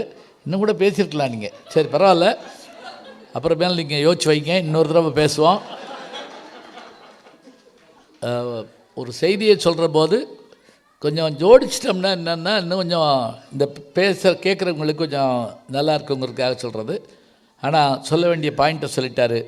இப்போ அவருக்கு சொன்ன அந்த படிக்கல்ங்கிறது உங்களுக்கு வேணால் அப்படி தெரியலாம், ஆனால் அதுலேயே எத்தனை ஓட்ட உடசல் இருக்குன்னு தெரியுமா உங்களுக்கு அப்படின்னு பேசுவதற்காக நம்முடைய வணக்கத்திற்குரிய வள்ளியப்பன் சுவாமிநாதன் அவர்கள் வருகிறார்கள். அவர் முடித்த உடனே நான் தீர்ப்பு சொல்கிறேன், நம்ம எல்லாம் சேர்ந்து போயிடுவோம். சரி சொல்லி வைப்போம். ஏன்னா நான் பேசிட்டேனா நினச்சி நீங்கள் பாட்டு கிளம்பிட்டீங்கன்னா. வாய்ப்பு கொடுத்த ஏடிஎஸ்க்கு தமிழ்ச்சங்கத்துக்கு நன்றி. தப்பாக நினச்சிக்காதீங்க, நான் கொஞ்சம் மேனேஜ்மெண்ட் கோட்டாவில் உள்ளே வந்துட்டேன். அதனால் ஐ நோ நீங்கள் கேட்ஸ் அட்லாண்டாவில் வந்து ஒருத்தங்க அலபாமாலேருந்து வந்து பேசுனீங்கன்னா எப்படி நினைப்பாங்கன்னு தெரியும். ஆனால் இங்கே இருக்கவங்க மேனேஜ்மெண்ட் கோட்டாவில் உள்ளே வந்துட்டேன், மற்றபடி ஒன்றும் இல்லை. நன்றி. டாக்டர் அண்ணாமலை அவர்களுக்கும் நன்றி, எனக்கு வாய்ப்பு கொடுத்தவங்களுக்கு. அப்புறம் நடுவர் மையமாக இருக்கீங்க, நீங்கள் எப்போ மையத்தில் தான் இருப்பீங்கன்னு தெரியும். மையம் நல்லா போகுதுன்னு தெரியும். போதும் ஒரு நாள் மையம் முதல் இடத்துக்கு வரட்டும். சரி, அதுக்கு உங்களுக்கு வாழ்த்துக்கள் என்று சொல்லி சக அணியினர் எல்லாருக்கும் நன்றி வணக்கம். முடிச்சுடாமா ஒரு வாட்டுக்க, ஏன்னா வர சுருக்கமாக பேசுகிறேன்னு சொல்லிட்டு அவர் வந்து கடைசியாக ஒரு 3 பாயிண்ட் சொன்னாங்க. இல்லை முதல்ல இருந்து அவ்வளோதான் சொன்னாங்க. இல்லை கடைசியாக முடிக்கையில் ஒன்று சொன்னாங்க, சிறுதானியம் சிறுதானியம் சிறுதானியம். அதானே யூடியூப்லேயே வளருது. அதானே சிறுதானியம் சிறுதானியம் சிறுதானியம். நீங்கள் கிரவுண்டில் வேலை பார்க்கணும். அது எங்கே வளருது? அது என்ன ஃபேஸ்புக்லேயே வளருது? ஃபேஸ்புக்கில் சிறுதானியம் சிறுதானியம் எங்கேருந்து வளருது? ஒருத்தர் அங்கே போய் கஷ்டப்பட்டு உழைக்கணும். ஃபோன்லேயே பார்த்துக்கிட்டு இருந்தால் எங்கே சிறுதானியம் வளரும்? அது எப்படி வளரும்? ஓகே. அப்புறம் இன்னொன்று என்ன சொன்னாங்க, மஞ்சு வரட்டு, ஐ மீன் ஜல்லிக்கட்டு ஜல்லிக்கட்டு ஜல்லிக்கட்டு ஜல்லிக்கட்டு ஜல்லிக்கட்டு. பார்த்தீங்களா, பொங்கல் திருநாளில் மக்கள் வந்து தாராளமாக போய் நின்று சந்தோஷமாக தைரியமாக மாடு பிடிக்கிறாங்க. இங்கே ஃபோனில் வச்சு நம்ம என்ன பண்ணுறாங்க, பார்த்துட்டேவா இருக்காங்க. அதை தான் நாங்கள் சொல்ல வரோம் நாங்கள் நடுவர்களில். ஓகே. அடுத்து வந்து இந்த பக்கம் பிஸ்னஸ் ரொம்ப பிரமாதமாக போகுது, பிஸ்னஸ் ரொம்ப பிரமாதமாக போகுது. வாட்ஸ்அப்பில் பண்ணிங்கன்னா எவ்வளவு பேர் வாட்ஸ்அப்பில் பிஸ்னஸ் பண்ணி வளர்ந்துருக்காங்க எனக்கு தெரியல. அதனால் வாட்ஸ்அப்பில் பண்ணுறவங்களாம் கொஞ்சம் கேர்ஃபுல்லாக பண்ணுங்கள். அப்புறம் வந்து இந்த மாமியார் மருமகள் சண்டை தீர்ந்து போச்சு. இதெல்லாம் உலகத்தில் வந்து பிரச்சனையாது, இன்னமும் அதை பேசிக்கிட்டே இருக்காங்க. இப்போ வாட்ஸ்அப் மாமியார் சண்டைலாம் வாட்ஸ்அப்புக்குள்ளே வந்துருச்சு. தேவாசுர போர் கூட முடிஞ்சு போகும், ஆனால் இது முடியவே முடியாது. அப்புறம் வந்து பார்த்தீங்கன்னா இந்த யூடியூப்பில் பார்த்து யாரோ சொன்னாங்க, யூடியூப்பில் பார்த்து நோய் தீர்ந்து போச்சுன்னு. யூடியூப்லாம் பார்த்து நோய் தீர்ந்த நூலெல்லாம் தெரியும், நம்மளே தீர்ந்து போயிடுவோம். அதை பார்த்துக்கிட்டு போய் உயிர் போயிடும். அப்படியே பார்த்துக்கிட்டு இருக்கு. மருந்துன்னு போடுறான், அவன் என்ன மருந்துன்னு போடுறான். ஒரு அம்மா போட்டிருந்தாங்க, என்ன போட்டிருந்தாங்கன்னா தலைமுடி கருப்பாக அப்படின்னு போட்டிருந்தாங்க. அந்த அம்மாவுக்கு வெள்ளையா இருக்கு. என்ன இந்த டாக்டர் பாலை பற்றி சொன்னாங்கல்ல, அவரே முதல்ல எப்படி ஆரம்பிச்சார் தெரியுமா? அவர் சர்டிஃபிகேட்லாம் காமிச்சார் எடுத்து, நான் உண்மையான டாக்டர் நம்புங்க, இந்தாருங்க டாக்டர் பழனி மாணிக்கம் பேசுகிறேன் அப்படின்னு சொல்லிட்டு தான் அவர் ஆரம்பித்தார். அப்போல்லாம் யாருமே நம்பலை. அதனால எல்லாரையெல்லாம் நம்பினோம்னா நம்ம இருக்க முடியாது நடுவர்கள். அதனால வந்து அதுதான் எங்களுடைய முக்கியமான. அப்புறம் இன்னும் இந்த கொரோனா அதெல்லாம் முடிஞ்சிருச்சு. கொரோனாலாம் விட்டு, கொரோனாவில் இருந்ததுக்காக இன்னும் ஃபேஸ்புக்லேயும் ஜூம் மீட்டிங்லாம் போட்டு யாரும் அட்டனே பண்ணுறது இல்லை. ஐயோ, அதை நான் ஒரு நாளைக்கு சொல்கிறேன். ஜூம் மீட்டிங்கில் நாங்கள் பட்ட பாட்டுருக்கு பார்த்தீங்கன்னா, அந்த பக்கம் மியூட் பண்ண தெரியாது பல பேருக்கு. அவன் இன்னும் முடிக்கலையா அப்படின்னு ஒரு கிளவி கேட்டுக்கிட்டு இருக்கு. அது என் காதில் வேற விழுகுது. ஒரு வீட்டில் விடாமல் நாய் குலைக்குதுங்க, நான் இந்த பக்கம் பேசிக்கிட்டு இருக்கேன். இதெல்லாம் அப்போ நடந்தது. இந்த சென்னையில் என் தங்கச்சி பொண்ணு சொன்னா, இந்த குப்பை வரையில ஒரு பாட்டு போடுவாங்களாம். இவங்க ஜூம் காரில் உட்காந்துருக்கையில அந்த குப்பை வர்ற வண்டி ஸ்டாலின் வந்துட்டாரு சம்திங் ஏதோ ஒரு பாட்டு வருது. உடனே சொல்கிறா, உங்கள் டீச்சர் வீட்டில் குப்பை எல்லாம் வந்துட்டாங்க போல அப்படிங்கிறாங்க. இதெல்லாம் இந்த காலத்துக்கு ஒத்து வருமா? நேர்மை பாருங்கள், எவ்வளோ எல்லாரையும் பார்க்க எவ்வளோ சந்தோஷமாக இருக்குது. எல்லாரையும் பார்த்து கை தட்டி சிரித்து இந்த சந்தோஷம், இதுதானே மனிதனுடைய வாழ்க்கை. மனிதன் கூடி தானே வாழ்கிறோம். இன்னும் தனித்தனியாக வாழ முடியுமா? தனித்தனியாக வாழ்ந்தால் அவங்க சொன்ன மாதிரி டிப்ரெஷனில் நம்ம இறந்து போயிடுவாங்க. அடுத்தாப்புல வந்து இந்த வில்லேஜ் குக்கிங் பற்றி சொன்னாங்க. எத்தனை பேர் குக்கிங் சேனல், நான் கூட ஒரு குக்கிங் சேனல் ஆரம்பித்தேன், யாருமே பார்க்கல. வில்லேஜ் குக்கிங்ல யாரோ ஒருத்தர், ராகுல் காந்தி வந்தாருன்னா அவனுக்கு 40 லட்சம் வியூ இருக்கு, வந்தா 10 பேர் ஓட்டு போடுவேன்னு வந்திருக்காரு. சும்மா வர்றாரு. என்ன போங்க நீ அதுக்கு தான் சொல்கிறோம். அதே பார்த்துக்கிட்டு இருந்தோம்னா நம்மளை ராங்காக இன்ஃப்ளூயன்ஸ் பண்ணிடுவாங்க. நம்ம ரைட்டாக எதுக்கு போடுறாங்க நம்மளுக்கு தெரியும் அவர்களை. அப்புறம் வந்து இந்த பிக் பாக்ஸ் பற்றி சொன்னாங்க பார்த்தீங்களா, நான் ஒன்று கேள்விப்பட்டேன், ரொம்ப பயந்தே போச்சு. என்னென்னா இந்த ஆண் தனியாக பெண் தனியாக படுக்க வச்சுருந்த அந்த ரூமில் இருக்கக்கூடிய அந்த செவத்தை எடுத்துட்டாங்க, அந்த மறைஞ்சிருந்தது இல்லையா. நம்ம குழந்தைகளுக்கு நம்ம என்ன சொல்லி கூட்டிகிட்டு வர்றோம், தைரியமாக இருக்கணும், நேர்மையாக இருக்கணும், நல்லா இருக்கணும், யாரும் ராங்காக டச் பண்ணக்கூடாது. அவ்வளோ தூரம் கஷ்டப்பட்டு நம்ம குழந்தைகள் நம்ம வளர்ந்துட்டு இருக்கோம்ல. ஆனால் அந்த சோஷியல் மீடியா என்ன காமிக்குது இன்னைக்கு, ஆணும் பெண்ணும் ஈக்குவல் அப்படின்னு ஒரே இடத்துல எல்லாரும் படுத்திருக்கிற மாதிரி.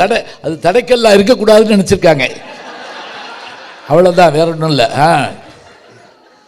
அது மாதிரி இந்த ஒருத்தங்க சொன்ன மாதிரி நார்த் இந்தியாவில் ஒருத்தர் வந்து ஏதோ கார் ரிப்பேர்னு ஓரத்தில் போய் நிப்பாட்டி வச்சுட்டு ஏதோ ரிப்பேர் பண்ணியிருக்காங்க. அவர் என்ன ரோட்டில் போயிருக்காரு, கார் ரிப்பேர் இறங்கி நிற்காரு, எவ்வளோ திருட போயிட்டு வந்துட்டாங்க, யாரும் ஃபோட்டோ எடுத்து போட்டு விட்டாங்க, அவ்வளோதான், சுற்றி வந்து கொண்டுட்டாங்க அவர். ஐயோ. அதனால் வந்து எல்லாரையும் வாட்ஸ்அப்பு இந்த மாதிரி ஃபேஸ்புக்கு சோஷியல் மீடியாவில் வந்து அது வந்து மிகப்பெரிய தடைக்கல் அப்படிங்கிறத என்னுடைய முக்கியமான வாதமாக நான் சொல்ல விரும்புகிறேன். இதில் நான் ரொம்ப ஸ்பெசிஃபிக்காக சொல்ல வேண்டியது, இந்த சோஷியல் மீடியா எப்படி நம்ம குடும்பத்தை அஃபெக்ட் பண்ணுது. சோஷியல் மீடியாவில் நீங்கள் சோஷியல் விஷயத்தை போடுங்க, தப்பு இல்லை, ஓகே. நீங்கள் வீட்டில் உங்கள் ஹஸ்பண்டுக்கு தோசை ஊற்றி கொடுக்குறீங்க, இல்லை உங்கள் ஹஸ்பண்ட் தோசை ஊற்றி கொடுக்குறாரு, அது எங்களுக்கு எதுக்கு? நீங்கள் தனியாக போடுங்க, சாப்பிடுங்க, இருங்க. அது எதுக்கு எல்லாருக்கும் போடுறீங்க? தேவையில்லாத விஷயங்கள் தானே. நம்மளுக்கு தேவையான விஷயங்கள், நம்மள சொந்த விஷயங்கள், நம்மளுக்கு விஷயங்கள், வீட்டுக்குள்ளே இருக்கக்கூடிய விஷயங்கள் வீட்டில் தான் இருக்கணும். சில விஷயங்கள் வந்து ஹால் வரைக்கும் வரலாம், சில இது படிக்கட்டு வரைக்கும் வரலாம், சில இது சாமி ரூம் வரைக்கும் வரலாம். ஆனால் எல்லா விஷயமும் வீட்டுக்கு உள்ள பெட்ரூம் வரைக்கும் வரக்கூடாது. அதை வந்து நம்ம தடுக்கணும். அதுதான், அது வாழ்க்கைக்கு ஒரு பெரிய தடுக்கலாக இருக்குது. நீங்கள் இந்த சொன்னாங்க ஃபேஸ்புக்கில் போட்டுட்டு போகிறாங்க, நீங்கள் வேணால் போட்டு பாருங்களேன், இன்றைக்கி இந்தியாவுக்கு போகிறேன், I'm checking in India, on the way to இந்தியான்னு ஃப்ளைட்டில் போடுங்க, கண்டிப்பாக ஒரு ஃப்ளைட் உங்களுக்கு டிலே ஆகும். ஃபேஸ்புக்கில் நீங்கள் ரெண்டு டெஸ்ட் பண்ணி பாருங்கள், நீங்கள் உண்மை தான் அது. ஃப்ளைட்டில் இந்தியாவுக்கு போகிறேன்னு போட்டுட்டு போனீங்கன்னா இந்தியா போகிறதுக்குள்ள கண்டிப்பாக ஒரு ஃப்ளைட்டு டிலே ஆகிடும். ஆனால் போடாமல் போங்க, கரெக்டாக டயத்துக்கு போயிடுவீங்க. ஏன்னா ஃபேஸ்புக்கில் நம்மளுக்கு சுற்றி இருக்கிற நண்பர்களுடைய நட்பு அப்படி அப்படியே அருமை அருமை. அவன் கேட்பான், இவன் மட்டும் எப்படி இந்தியா போகிறான், நம்ம இங்கே வேலை பார்க்குறோம், போனா 2 மாதத்துக்கு முன்னாடி தான் போனால், திருப்பி எப்படி போனான். அது மட்டும் இல்லை, ஆகுன்னு அமெரிக்காவுக்கு போகிறாயா அப்படின்னு சொல்லி. அதனால் இன்னொன்று வந்து நம்ம வந்து இங்கே மார்ட்டின் லூதர் கிங், அலபாமாவில் இருந்துட்டு மார்ட்டின் லூதர் கிங் பேசாமல் போக முடியாது இல்லையா. இந்த மனிதனுடைய மூளை வந்து கிட்டத்தட்ட மழுங்கடிக்கப்படுது இந்த ஃபேஸ்புக், இந்த சோஷியல் மீடியானால். நம்ம வந்து எழுதக்கூடிய திறமையை நம்ம எப்போயோ இழந்துட்டோம். அதுக்கப்புறம் இப்போ வந்து கிட்டத்தட்ட சிந்திக்கக்கூடிய திறமையை நம்ம இழந்துக்கிட்டே தான் வர்றோம். நம்ம சிந்திக்கிறதுல நம்மளுக்காக யாரோ சிந்திச்சு எதையோ இன்ஃப்ளூயன்ஸ் பண்ணுறாங்க, அதுதான் நம்மளை பண்ணுது. ஆனால் இந்த மார்ட்டின் லூதர் கிங் ஒத்த ஒரு மனுஷன் காந்திகிட்டேருந்து அவர் கற்றுக்கிட்டாரு. ஆனால் அவர் சொன்ன ஒரு வார்த்தை, அவர் எழுதின சில வார்த்தைகள் தான் இன்றைக்கி அந்த சமுதாயத்தை வந்து இந்த அளவுக்கு தூக்கிட்டு வந்து கிட்டத்தட்ட ஒயிட் ஹவுஸில் கொண்டு போய் வைக்கிற அளவுக்கு வந்திருக்குன்னா அவருடைய சிந்தனை தான். ஆனால் இந்த சிந்தனை இந்த 6 அறிவு இருக்கிற மனிதனுக்கு மட்டும்தான். ஆனால் அன்றைக்கி இந்த சிந்தனையை நம்ம இழந்துக்கிட்டு வரோம். ஞாபகம் கிடையாது, நம்மளால் ஞாபகம் வச்சுக்க முடியல, நம்ம சுயமாக சிந்திக்க மாட்டேங்கிறோம். அந்த சிந்திக்கக்கூடிய திறமையை அது கண்டிப்பாக மழுங்கடிச்சுக்கிட்டே வந்துட்டு இருக்கு.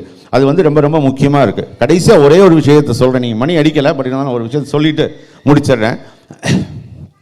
நம்ம ஒரு காஃபி பண்ணுறோம், உள்ள ஒரு சாப்பாடு பண்ணுறோம் அப்படின்னா, ஒரு 1/2 கப்பு டம்ளரில் மில்க்கு, 1/2 டம் தண்ணி, 1 கப்பு சுகர், கொஞ்சம் காஃபி தூள் போடலாம்.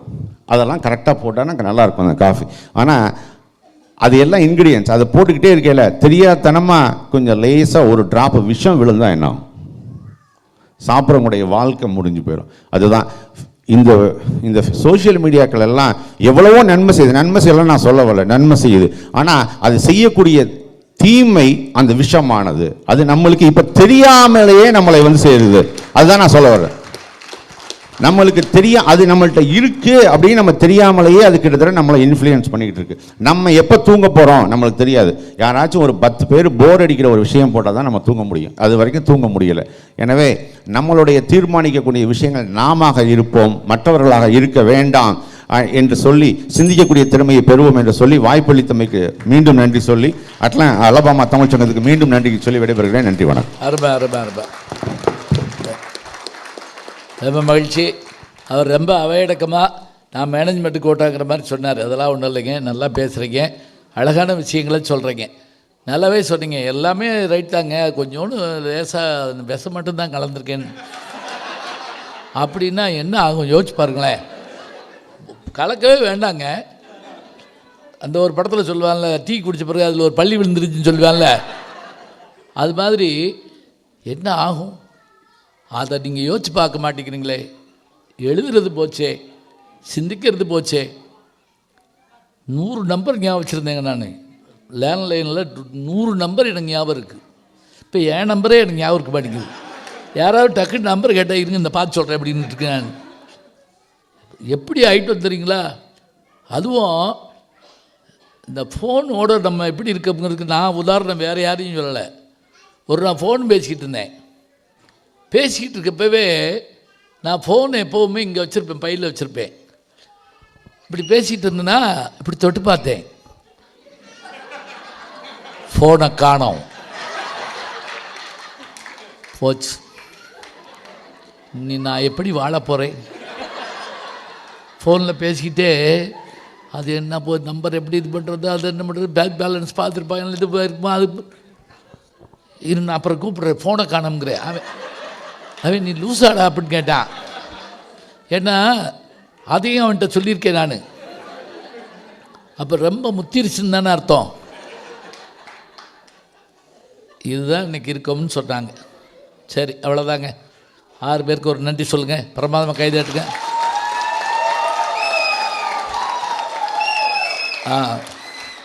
அதே போல் நம்முடைய தமிழ் சங்கத்துக்கு ஒரு வாழ்த்து சொல்லுங்கள். அலபாமா தமிழ் சங்கத்துக்கு ஒரு வாழ்த்து சொல்லுங்கள். தலைவர், செயலாளர், பொருளாளர், இயக்குனர்கள், அதே போல் என்னை வரவேற்று எனக்கு எல்லா செயல்பாடுகளும் செய்த நம்முடைய வணக்கத்திற்குரிய அண்ணாமலை நடராஜன் அவர்களுடைய குடும்பத்தார், இங்கே வந்திருந்து சிறப்பித்த அத்தனை பேரும் எல்லாருக்கும் ஒரு நன்றி. சரி, இப்போ நீங்கள் நான் கிராமத்தில் சொன்ன மாதிரியே சொல்லிட்டு ஆரம்பிக்கிறேன். ஒரு ஊரில் பேசிக்கிட்டு இருக்கப்ப கீழே உட்காந்து, அப்போல்லாம் கீழே தான் உட்காருவாங்க. ஒரு அம்மா முன்னாடி உட்காந்து வெத்தலை வாக்கு இடிச்சிக்கிட்டு இருந்துச்சு. பார்த்துக்கிட்டே வெத்தலை வாக்கு இடித்து போட்டுக்கிட்டு இருக்கு. நான் அது கேட்கலன்னு நினச்சிக்கிட்டே இருந்தேன். அது திடீர்னு ஒரு கேள்வி அடித்தா, அவங்களுக்கெல்லாம் நீ மணி அடிச்ச இல்லை, உடைக்கவே மணி அடிப்பா அப்படின்னு அடிச்சே. அவங்களுக்கெல்லாம் நீ மணி அடிச்சில்ல, உனக்கு யார் மணி அடிப்பா? என்ன ஞானம் பாருங்க. அப்புறம் நான் சொன்னேன், அம்மா என்னை மணி அடிக்க வேணாம், எனக்கு தெரியும், நான் வாத்தியார் வேலை பார்த்தவன். ஏன்னா வகுப்பில் நம்ம கண்டுபிடிச்சி போடலாம். சில பேர் கெட்டியாரத்தை பார்த்துட்டே இருப்பாங்க, பார்த்துருக்கீங்களா? சில பேர் கலட்டி ஆட்டி பார்ப்பேன், ஓடுதா ஓடலையான்னு.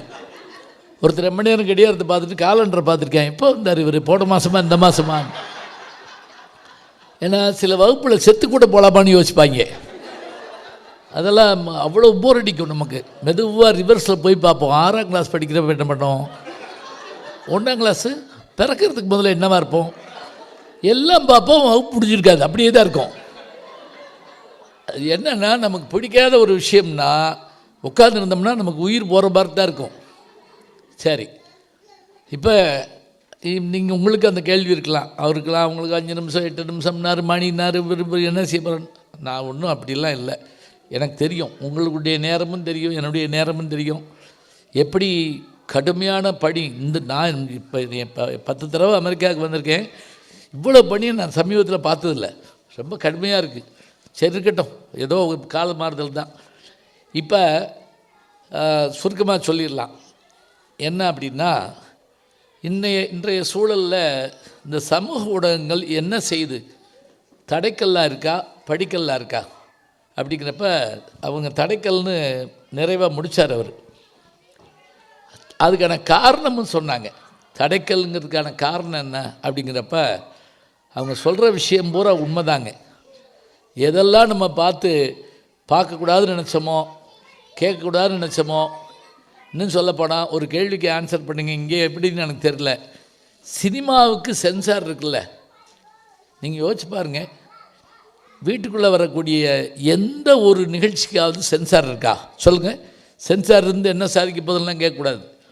இதை ஏதாவது ஒன்றை பார்க்கலாம் பார்க்க வேண்டாம்னு சொல்கிறதுக்காவது ஒரு ஆள் உண்டா? இல்லை. யார் வேணாலும் எதை வேணாலும் பார்க்கலாம். இப்போ சமீபத்தில் ஏஐனுடைய ஒரு பெரிய சாதனை என்ன தெரியுமா? நம்ம என்னத்தை பார்த்துக்கிட்டு இருக்கோமோ அதான் எடுத்து முன்னுக்கு தள்ளுது. அதான் நம்ம மைண்ட் ரீட் பண்ணுது. அது கொஞ்ச நேரம் கழித்து நம்மளை பாருன்னு சொல்லி ஆணையிடுது. அப்புறம் நம்ம பார்க்கலைன்னா செத்து போயிடுவோங்கிற மாதிரி ஆக்கி விட்டுருது. இது ரொம்ப பயமாக இருக்குது. 5 நிமிஷம் நீங்கள் ஒரு பொருளை பார்த்துட்டு இருந்தீங்கன்னா, ஒரு செய்தியை பார்த்துட்டு இருந்தீங்கன்னா, தொடர்ந்து அந்த செய்தியாக வர்ற மாதிரி எப்படி தொகுக்குதுன்னே தெரியல. இது எந்திரம் நம்மளை ஆளுகின்ற ஒரு பெரிய கொடுமையான ஒன்று. என் இனிய எந்திரான்னு ஒரு நாவல் எழுதினார் எழுத்தாளர் சுஜாதா. அதில் நீங்கள் பார்த்துருந்தீங்கன்னா தெரியும். அதுதான் பின்னாடி எந்திரன் படமாக அதை வந்து டெவலப் பண்ணாங்க. அப்போ ஒரு பக்கம் அது நம்மளை அடிமைப்படுத்துது, நம்முடைய நேரம் முழுக்க ஓடிப்போச்சு. வானொலி கூட எனக்கு என்னன்னு கேட்டிங்கன்னா, அதை கேட்டுக்கிட்டு வேறு வேலை பார்க்கலாம். ஸ்கூலில் படிக்கிறப்ப ரேடியோ பாடிக்கிட்டு இருக்கும், எழுதிக்கிட்டு இருப்போம் தெரியுங்களா. ரேடியோ பாடிக்கிட்டு இருக்கும், சமைச்சிக்கிட்டு இருப்பாங்க. ரேடியோ பாடிக்கிட்டு இருக்கோம், எக்ஸசைஸ் பண்ணிகிட்டு இருப்பாங்க. ஆனால் இப்போ இவையெல்லாம் வந்த பிறகு இது என்ன செய்யுது? முழு நேரம் அந்த கொஞ்ச நேரம் பிள்ளைகிட்ட இந்த குழந்தைகள் சந்தோஷமாக இருக்குது, வேறு வழி இல்லை, வேறு ஒன்றும் இல்லை, கதவை வேணால் லேசாக சாத்தி விட்டுருக்கு, அது இருக்கட்டும், சந்தோஷமாக இருக்கும் கொஞ்ச நேரம். அவ்வளோதான். சத்தம் போடாமல் விளையாடுங்கன்னா எப்படி விளையாடுங்க? சரி இருக்கட்டும். வாயை மூடி பதிலை சொல்லுமாங்கல்ல சில பேர், வாயை மூடு பதிலை சொல்லு அப்படிப்பாங்க. இது என்ன பண்ணுறதுன்னு தெரியாது. இப்போ இதில் இருக்கக்கூடிய குறைபாட்டை பார்க்குறோம். சொன்ன மாதிரி ஒரு 20-30 வருஷத்துக்கு முதல்ல இதெல்லாம் இந்த குறைபாடெலாம் இல்லையான்னு இவங்க கேட்டாங்க. அப்போ குறைபாடு இல்லைங்க, இப்படி ஆகலை. எல்லாருக்குமே ஒரு சமூக உணர்வு இருந்தது. வர்த்தக சூதாடிகளின் கைகளில் கலைப்பொருள் சென்று சேர்ந்தால் அது விளைபொருளாகத்தான் மாறும் அப்படின்னு அறிவியலாளர்கள், சமூக சிந்தனையாளர்கள் சொல்லியிருக்காங்க. பாருங்க, வர்த்தக சூதாடிகள் கையில் கேம்லிங் மாதிரி ஆயிடுச்சு. அது திரும்ப திரும்ப திரும்ப திரும்ப நான் முதல்ல சொன்ன மாதிரி விளம்பரங்கிற விஷயம் கூட பார்த்தா நம்மளை தூண்டுறாங்க. அதுவும் பொங்கல் தீபாவளி வந்துருச்சுன்னா நாங்கள் வாங்கிட்டோம், நீங்கள் அப்புறம் நம்மளை எல்லோரும் திரும்பி திரும்பி பார்க்குறாங்க. அவமானமாக எல்லோரும் போயிட்டாங்களாம், எல்லோரும் வாங்கிட்டாங்களாம், நம்ம இனிமேல் ஏழை ஆகிட்டோம், இனிமேல் எதுக்கு வாழணும் அப்படிங்கிற அளவுக்கு நம்மளை ஒரு காம்ப்ளெக்ஸ் கொண்டு வந்துடுறாங்க. நான் கல்லூரிக்கு போயிட்டு மதியானம் வந்துட்டு சாப்பிட்றதுக்கு உட்காந்துருப்பேன். நியூஸ் ஏதாவது பார்க்கலாங்கிற நேரத்தில் பார்த்து தான் கரெக்டாக டாய்லெட் கழுவுற விளம்பரமாக வரும். பார்த்துருக்கீங்களா? கொடுமையாக இருக்கும். இந்த இதை ஊற்றி நுரை அப்படி இது பண்ணி எப்படி சாப்பிடுவோம் யோசிச்சு பாருங்க. நீங்கள் கேட்கலாம், அது ஏன் பார்க்குற அப்படின்னு. நம்ம அதுக்காக பார்க்கல, வேறு வேலைக்காக நம்ம பார்த்தோம், அது ஊழல வந்துச்சு. அப்போ நேரம் போகுது, மனம் நோகுது. அதுக்கு மேலே கொஞ்சம் நேரம் அதுக்கு மேலே இன்னும் நம்மை மனநோயாளியாக மாற்றுகிற அளவுக்கு வந்துடுது. அடுத்த ஒரு விஷயத்தில் தலையிடலாங்கிற அளவுக்கு ஒரு தைரியத்தை கொடுக்குது. இன்னொன்று நினச்சி வைங்க, கமெண்ட்ஸ் போடுறப்ப நானே வாங்கிக்கிட்டுருக்கேன். முகம் தெரியாத சில பேர் கண்ணா பின்னான்னு அதில் போடுறான். நான் கூட அப்படி பதில் சொல்லக்கூடாது, அதுக்கு நியாயப்படி நான் பதில் சொன்னேன். தம்பி, நீங்கள் யாருன்னு தெரில, உங்கள் வயசு என்னன்னு தெரில, ஆனால் நீங்கள் போட்டிருக்க வார்த்தைகள் வந்து ரொம்ப நல்லா இல்லை. நீங்கள் கருத்து மாறுபாடு இருக்கட்டும், ஆனால் அதை தவறாக பயன்படுத்தாதீங்க. அப்புறம் அவர் பதிலுக்கு ஏதோ சமாதானம் சொன்னார்னு வச்சுக்கோங்களேன். ஆனால் ஒரு 2 நாள் எனக்கு வேதனையாக இருந்துச்சு. அதாவது ஒருத்தர் நம்மளை அடிச்சிருந்தா கூட நமக்கு அப்படி ஆகாது. நாம் எந்த தப்பும் பண்ணலை. அவங்களா ஒரு விஷயத்தை புரிஞ்சுக்கிறது, அவங்களா ஒரு விஷயத்தை முடிவு கட்டுறது, அவங்களே தீர்ப்பளிக்கிறது. அப்போ நம்ம பாதிக்கப்படுறோம். இதைத்தான் அவங்க என்ன சொல்கிறாங்க அப்படின்னா, இந்த சமூக ஊடகங்கள் அது எழுத்து வடிவமாக இருந்தாலும், வானொலி தொலைக்காட்சி வடிவங்களாக இருந்தாலும், காட்சி வடிவமாக இருந்தாலும், யூடியூப், ஃபேஸ்புக் மற்றது எதுவாக இருந்தாலும், இது எல்லாமே நம்மளை உண்டு இல்லைன்னு ஆக்கிட்டுருக்கு. எங்கேயாவது போயிட்டு வந்து ஒரு இது போட்ட உடனே சுற்றி இருக்கக்கூடிய எல்லாருக்கும் ஏற்படுற மகிழ்ச்சின்னு சொல்லுவோமா? இல்லையே, மனவேதனை. டிவி பார்த்துக்கிட்டு இருப்பாங்க, திடீர்னு கரண்ட்டு போச்சுன்னா ஓடுறா பக்கத்து வீட்டில் போய் பார்த்துவா. அவன் போயிட்டு வந்து அங்கேயும் போச்சு, நல்ல வேலை அவனும் பார்க்கல நம்மளும் பார்க்கல. இன்னொருத்தர் வந்து தெருவே போச்சு, அப்படி போடு பிரமாதம், ஒரு பயிலும் பார்க்கல. நான் ஒரு கல்யாண வீட்டில் சாப்பிட்டு வந்தேன். ஒருத்தர் என்கிட்ட கேட்டார், உங்களுக்கு ஜிலேபி வச்சாங்களான்னு கேட்டார். வைக்கலன்னே. நல்ல வேளை எனக்கு வைக்கல அப்படின்னாரு. அவருக்கு என்னென்னா எனக்கு வச்சிருப்பாங்களோன்னு அவர் கவலைப்பட்டே வந்திருக்காரு. இப்படியான மனநிலை இருந்தால் இதை வச்சுட்டு இந்த ஊடகங்களே என்ன பண்ணுறது? இன்னொன்று, எங்கள் வீட்டில் ரேடியோ பெட்டி வாங்கின போது அது எங்கள் அப்பா வாங்கிட்டு வர்றதா தெருவே நின்று பார்க்குது. எங்கள் அம்மா அதுக்கு சூடமெல்லாம் காட்டி அதுக்கு இதெல்லாம் போட்டு பொன்னாடியெல்லாம் பொத்தி, பெரியவங்க மட்டும்தான் தொடரும். சின்ன பிள்ளைங்க தொட்டோம்னா குடும்பமே ஷிஃப்ட் போட்டு அடிப்பாங்க. அது 8 வருஷம் கழிச்சு ரிப்பேர் ஆனால் கூட இவன் தாங்க அன்றைக்கி தொட்டான் அப்படின்னு சொல்லி என்ன செய்கிறது? நான் சின்ன பிள்ளையில் ரேடியோ போட்டதே கிடையாதுங்க. இப்போ டிவி, டெக்கு, சிஸ்டம் எல்லாமே இருக்குது. வீட்டில் இருக்க சின்ன பிள்ளையை என்னை தொடாதீங்கன்னு இருக்காங்க. அதை கை வைக்காதீங்க, வைரஸ் வந்துடும் அப்படின்றான். என்னை வைரஸ்ன்னு கண்டுபிடிச்சிருக்கான். இப்போ பாருங்கள், யார் கையில் எது போகக்கூடாதோ அது போகுதுங்கிறது தான் அவங்களுடைய பயம். நீங்கள் யோசிச்சு பாருங்கள், எரியிறவங்க கையில் கல்லை கொடுக்காத. அவன் ஒரு முட்டாள், அவன் பைத்தியம், அவன் வந்து அல்லது அவனுக்கு மனநிலை சரியில்லைன்னா அவன்கிட்ட கூறிய பொருளை கொடுக்காதே. அது என்ன ஆகும்? அது முதல்ல அவனுக்கு ஆபத்து மட்டும் இல்லை, யாருக்கு ஆபத்து இருக்குன்னே தெரியாது. அதுதான் இப்போ நடந்துக்கிட்டு இருக்கு. இது எல்லா இடங்கள்லையும் உங்கள் வீடு எங்கள் வீடு உலகமே பற்றி எறிகிற மாதிரி நடக்குதுங்க. அதுதான் பெரிய பிரச்சனையாக இருக்குது. இன்னும் சொல்லப்போனால் எல்லோரும் படித்தவங்க எல்லாருக்கும் தெரியும். இன்றைக்கி இல்லைங்க, இன்னொரு 10 வருஷம் கழித்து யோசிச்சு பாருங்கள். இன்னொரு 10 வருஷம் கழித்து என்ன நிலையில் நம்முடைய பிள்ளைகள் இருக்க போகுதுங்கிறத நினச்சி பார்த்தா பயமாக இருக்குது. பயம்னா பயம், தாங்க முடியாத பயம். ஏன்னா நான் பார்த்தேன், எங்கள் சொந்தக்காரங்க ஒருத்தவங்க வீட்டில் குழந்தைக்கு முடி இறக்குறாங்க.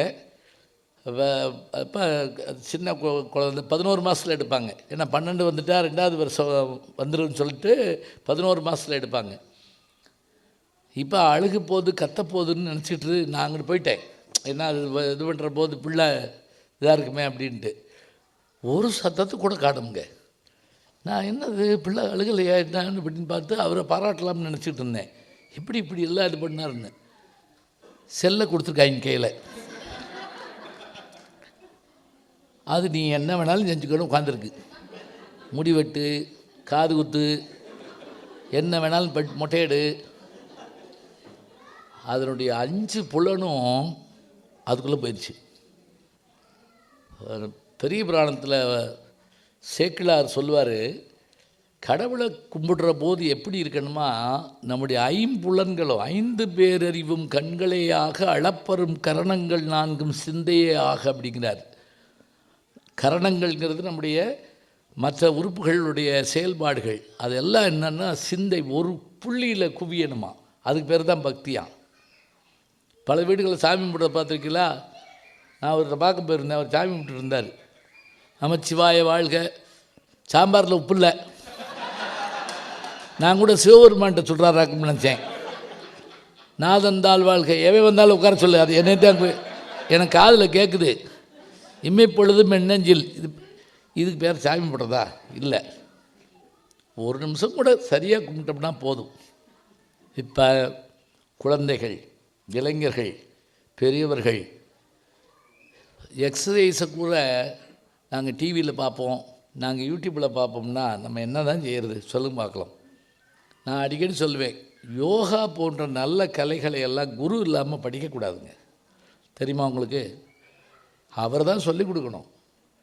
அது நான் இன்னும் கூட சொல்லுவேன், இந்த யோகாலாம் நடுவீட்டுக்குள்ளே டிவியை வச்சுக்கிட்டு பார்த்துக்கிட்டு பண்ணுறோம்னு வைங்களேன், இப்படி காலை தூக்கி இப்படி கழுத்தில் போட்டிருக்க நேரம் கரண்ட்டு பொறிச்சுன்னு வைங்க,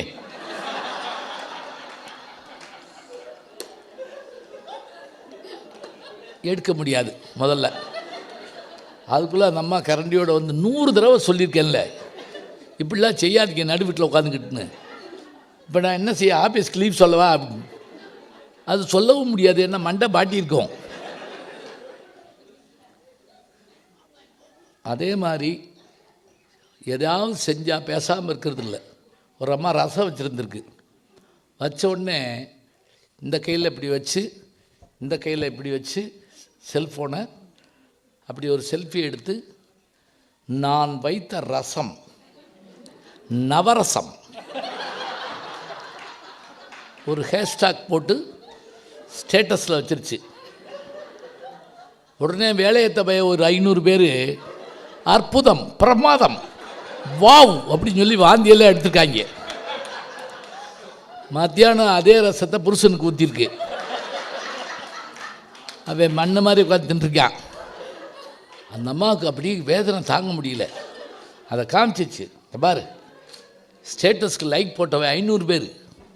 ஒரு வார்த்தை நீ பாராட்டுறியா? அவங்க லூசு, அவங்கெல்லாம் ரசத்தை பார்த்தவங்க, நான் தான் திங்க போகிறவன். என் நிலைமை எனக்கு தான் தெரியும். பாராட்டுறது ஆக ஓகோன்னு பாராட்டி விட்டுருவாங்க.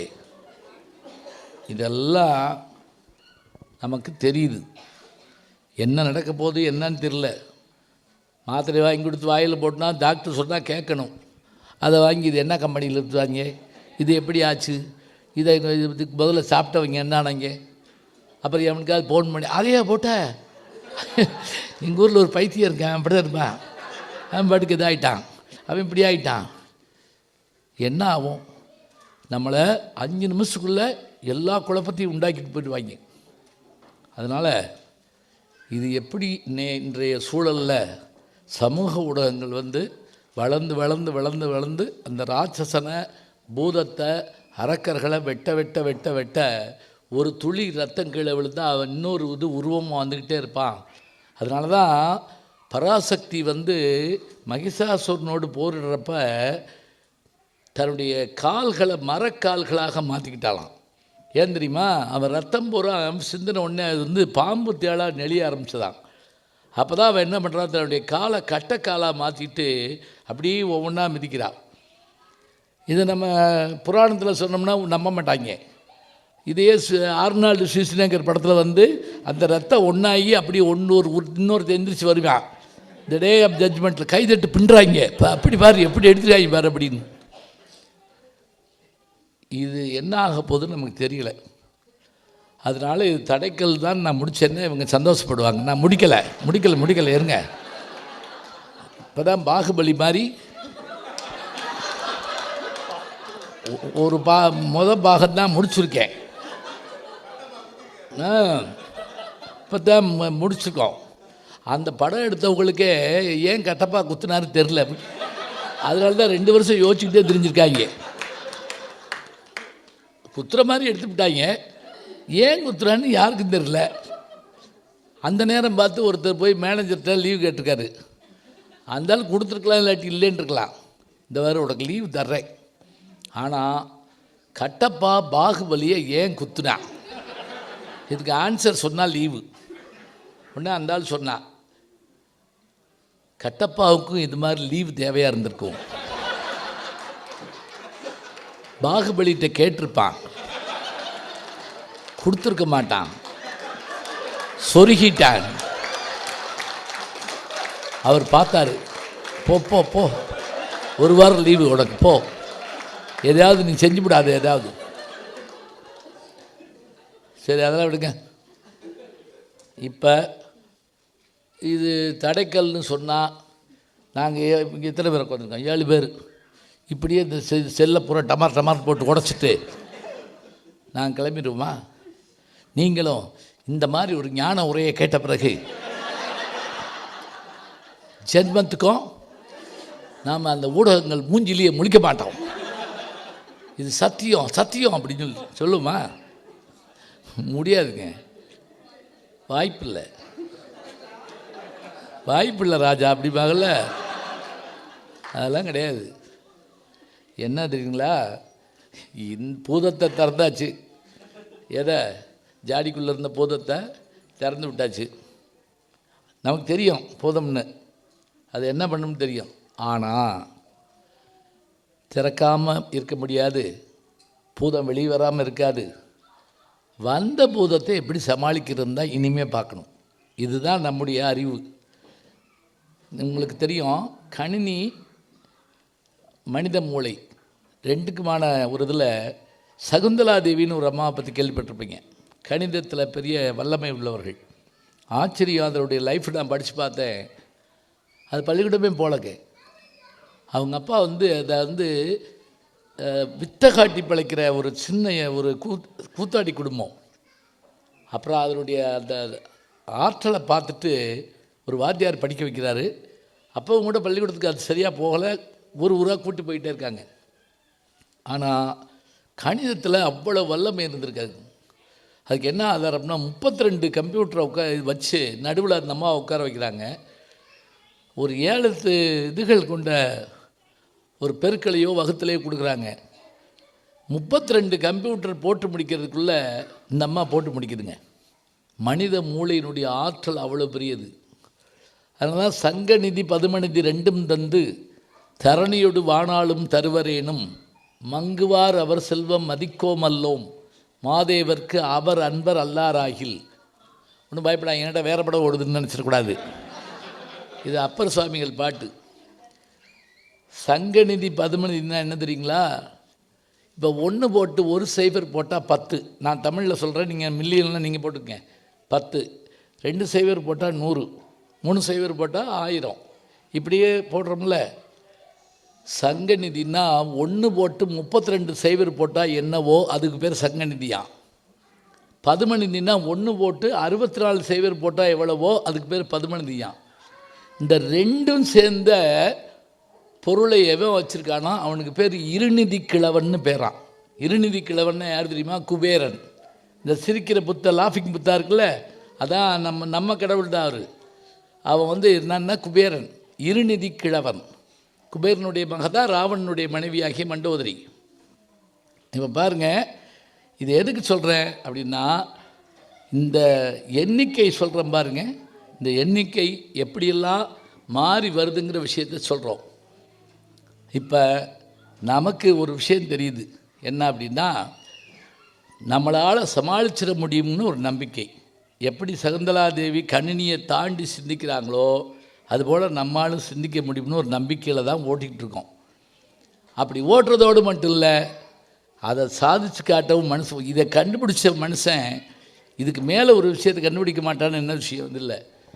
ஃபோர்டு, இங்கே கேள்விப்பட்டிருப்பீங்க, ஹென்ரி ஃபோர்டு 12 ஆண்டு கால முயற்சி பண்ணி தான் அவர் கார் கூட கண்டுபிடிக்கலைங்க. டிராக்டர் தான் முதல்ல கண்டுபிடிக்க சொன்னாங்க. ஏன்னா குதிரைகள் செத்துக்கிட்டு இருந்தன, விவசாயத்தில் மாடுகள் செத்துக்கிட்டு இருந்தன, அதுக்கு ஒரு எந்திரம் வேணும்னாங்க. அப்படி கண்டுபிடிச்சப்ப ஒரு மழை பெய்கிற மாலையில் அவர் கண்டுபிடிச்ச அந்த எந்திரம் வெளியே வர முடியாமல் சிவரெல்லாம் இடித்து விட்டுட்டு பயங்கர சத்தத்தோடும் பயங்கர புகையோடும் அவர் உட்காந்துருக்க ஒய்ஃபு கூட பிடிச்சிட்டு வர தெருவே பயந்து ஓடுது.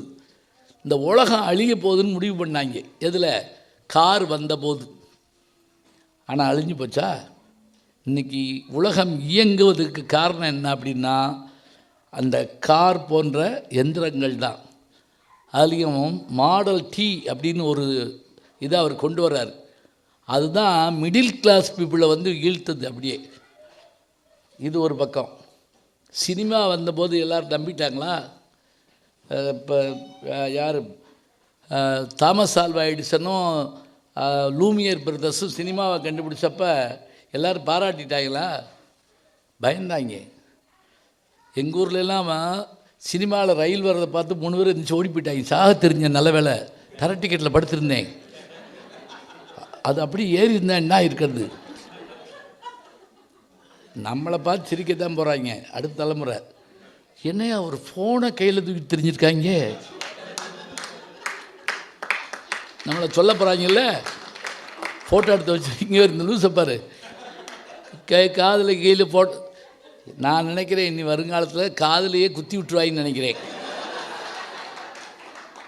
செல் குத்து விழா, தாய் மாமைங்கெல்லாம் வந்து சீர் செய்யலாம் அப்படின்னு சொல்லி ஆளுக்கு 2 சிம் கார்டு வாங்கிட்டு வந்து கொடுத்துட்டு போனால் போவாங்க. அது பிறகு சிம் கார்டு இதே வந்துருச்சுல, அவ்வளோதான். இன்னும் மேல் கொண்டு ஏதாவது வரலாம், வந்து கூட இதை மாற்றலாம். நம்மளால் சமாளிக்க முடியும்னு ஒரு நம்பிக்கை இருக்குது. ஏன்னா அடுத்தடுத்து வர்ற போது அதனுடைய தீமைகளை கண்டுபிடிச்சி ஆக்சிலேட்டர் கண்டுபிடிக்கப்படுற போது பிரேக்கை வச்சுட்டு தானே கண்டுபிடிச்சிருப்பாங்க. நினச்சி பாருங்க, பிரேக் இல்லாமல் ஒரு இது கண்டுபிடிப்பாங்க? இல்லை. இன்றைக்கி வேணால் எலான் மஸ்கினுடைய டெஸ்லா காரில் அதான் போகுதுன்னு சொல்லலாம். அதான் போனாலும் நம்ம இருக்கணும்ல. நீங்கள் நினச்சி பாருங்களேன், அதான் அது பாட்டுக்கு ஊருக்கு போகுமா? நீ எங்கள் அப்பா வீட்டுக்கு போயிட்டு வா அப்படின்னு சொன்னால் போயிடுமா? இல்லையே. நான் சொல்லிகிட்டு இருந்தேன் இன்னைக்கு காலையில் கூட, கால்குலேட்டர் வந்தபோது அதில் கணக்கு போடலாங்க, எல்லாம் போட்டு கூட்டி பார்த்துட்டு தனியாக உட்காந்து நோட்டில் எழுதி கூட்டி பார்த்துக்கிட்டு இருப்பாங்க. அது மேலே நம்பிக்கை கிடையாது. தப்பு போட்டுருச்சுன்னா இப்போ வேறு வேலை இல்லாமல் அதை விட்டுட்டாங்க. இப்போ புதிய புதிய விஷயங்கள் வர்ற போது ஒரு பயமும் ஒரு வகையான கோபமும் ஒரு வகையான இதுவும் ஏற்படத்தான் செய்யும். ஆனால் அதன் காரணமாக அதை மாத்திரம் வச்சுக்கிட்டு நம்ம முடிவு பண்ணக்கூடாது. ரயில் புகை வண்டியாக இருந்தது, அப்புறம் அது இதாக மாறிச்சு, ஸ்டீம் இன்ஜின் டீசல் இன்ஜினாக மாறிச்சு, இப்போ மின்சார ரயில் ஆயிடுச்சு. அதனால தான் அதுக்கு புகை வண்டின்னு கூட பேர் வைக்கிறத பல பேர் ஒத்துக்கல. புகையே இல்லைன்னா அப்புறம் புகை வண்டி அப்படின்ட்டாங்க. அதனால தான் அதுக்கு இப்போ என்ன சொன்னாங்கன்னா, ஒரு இதில் நான் லண்டனில் பார்த்தேன், சப்வே இருக்கு இல்லையா, சப்வே ரயில் கீழே போகிறது, அதுக்கு பேர் நிலம்புகு தொடர் வண்டின்னு போட்டிருந்தாங்க. நிலம்புகு தொடர் வண்டி கேட்கவே நல்லா இருக்கு பாருங்க. எது வந்தாலும் நம்ம தமிழில் கொண்டு வர முடியும். இப்போ இப்படியான புதிய விஷயங்கள் வருகிற போது ஏற்படக்கூடியவை, ஆற்றிலே தண்ணீர் வருகிற போது அழுக்கும் குப்பையும் கூளமும் நுரையும் வரும். ஒரு வாரம் கழித்து அந்த தண்ணி எள்ளி நம்ம கையில் குடிக்கலாம், அது தெளியும். முதல்ல குழப்பம் இருக்கும், பிறகு தெளிவு கிடைக்கும். இது குழப்ப காலத்தில் வாழ்கிறோம். இந்த குழப்பம் எனக்கு இல்லையா, இவங்களுக்கு இல்லையா, எல்லாருக்கும் இருக்குது. ஆனால் இதை மட்டும் வைத்து கொண்டு இனிமேல் நாங்கள் இந்த முடிவெடுப்போம், நம்மளால் முடிவெடுக்கவும் முடியாதுங்க. யோசிச்சு பாருங்கள், நான் முடிவெடுத்து என்ன செய்ய போகிறோம்? நான் டிவியை பார்க்க மாட்டேன், பார்க்கப்போ அவன் ஒரு பாருங்க டிவி கூட பார்க்க மாட்டான். நம்மளை பற்றி ஒரு குணாதிசயத்தை பாருங்கள், நல்லது செஞ்சோம்னா அதுக்கு சந்தேகப்பட ஆரம்பிச்சிருவாங்க. இதெல்லாம் இருக்கத்தான் செய்யும். இல்லை நீங்கள் யாரையும் தடுத்துட முடியுமா? பெண்ணு பார்க்க போகிறீங்க, நீ டிவி பார்க்கக்கூடாது, நீங்கள் கல்யாணம் பண்ணக்கூடாது, சரியா போ அப்படி, அவ்வளோதான். நம்ம உலகத்தோடு ஒட்ட ஒழுகல் தான் கல்வினா திருவள்ளுவர்.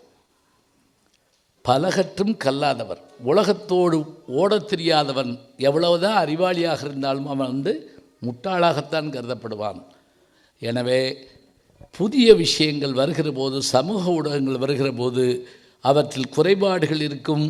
மற்றவையெல்லாம் இருந்தாலும் கூட அவற்றை தேர்ந்தெடுக்கக்கூடிய தன்மை, அறிவு நமக்கு உண்டு, பகுத்தாயக்கூடிய தன்மை நமக்கு உண்டு.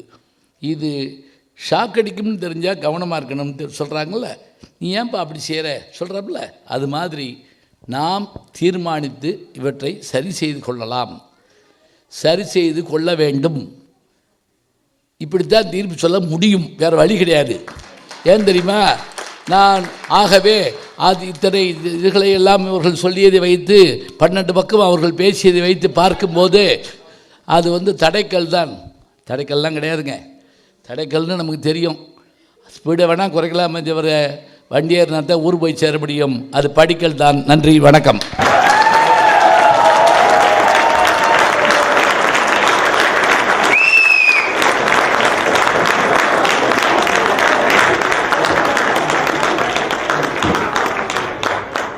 நாளும் நல்ல தமிழ் கேட்க முனைவர் ஞானசம்பந்தம் அவர்களின் கேளுங்கள், கண்டிப்பாக கேளுங்க. நான் கேட்டுட்டு இருக்கேன். நம்முடைய யூடியூப் சேனலில் சேர்ந்து Instagram, Facebook, Twitter, blog, WhatsApp channel என்று அத்தனையிலும் நான் முன்தொடர்ந்து செல்கிறேன். நீங்கள் பின்தொடர்ந்து வாருங்கள்.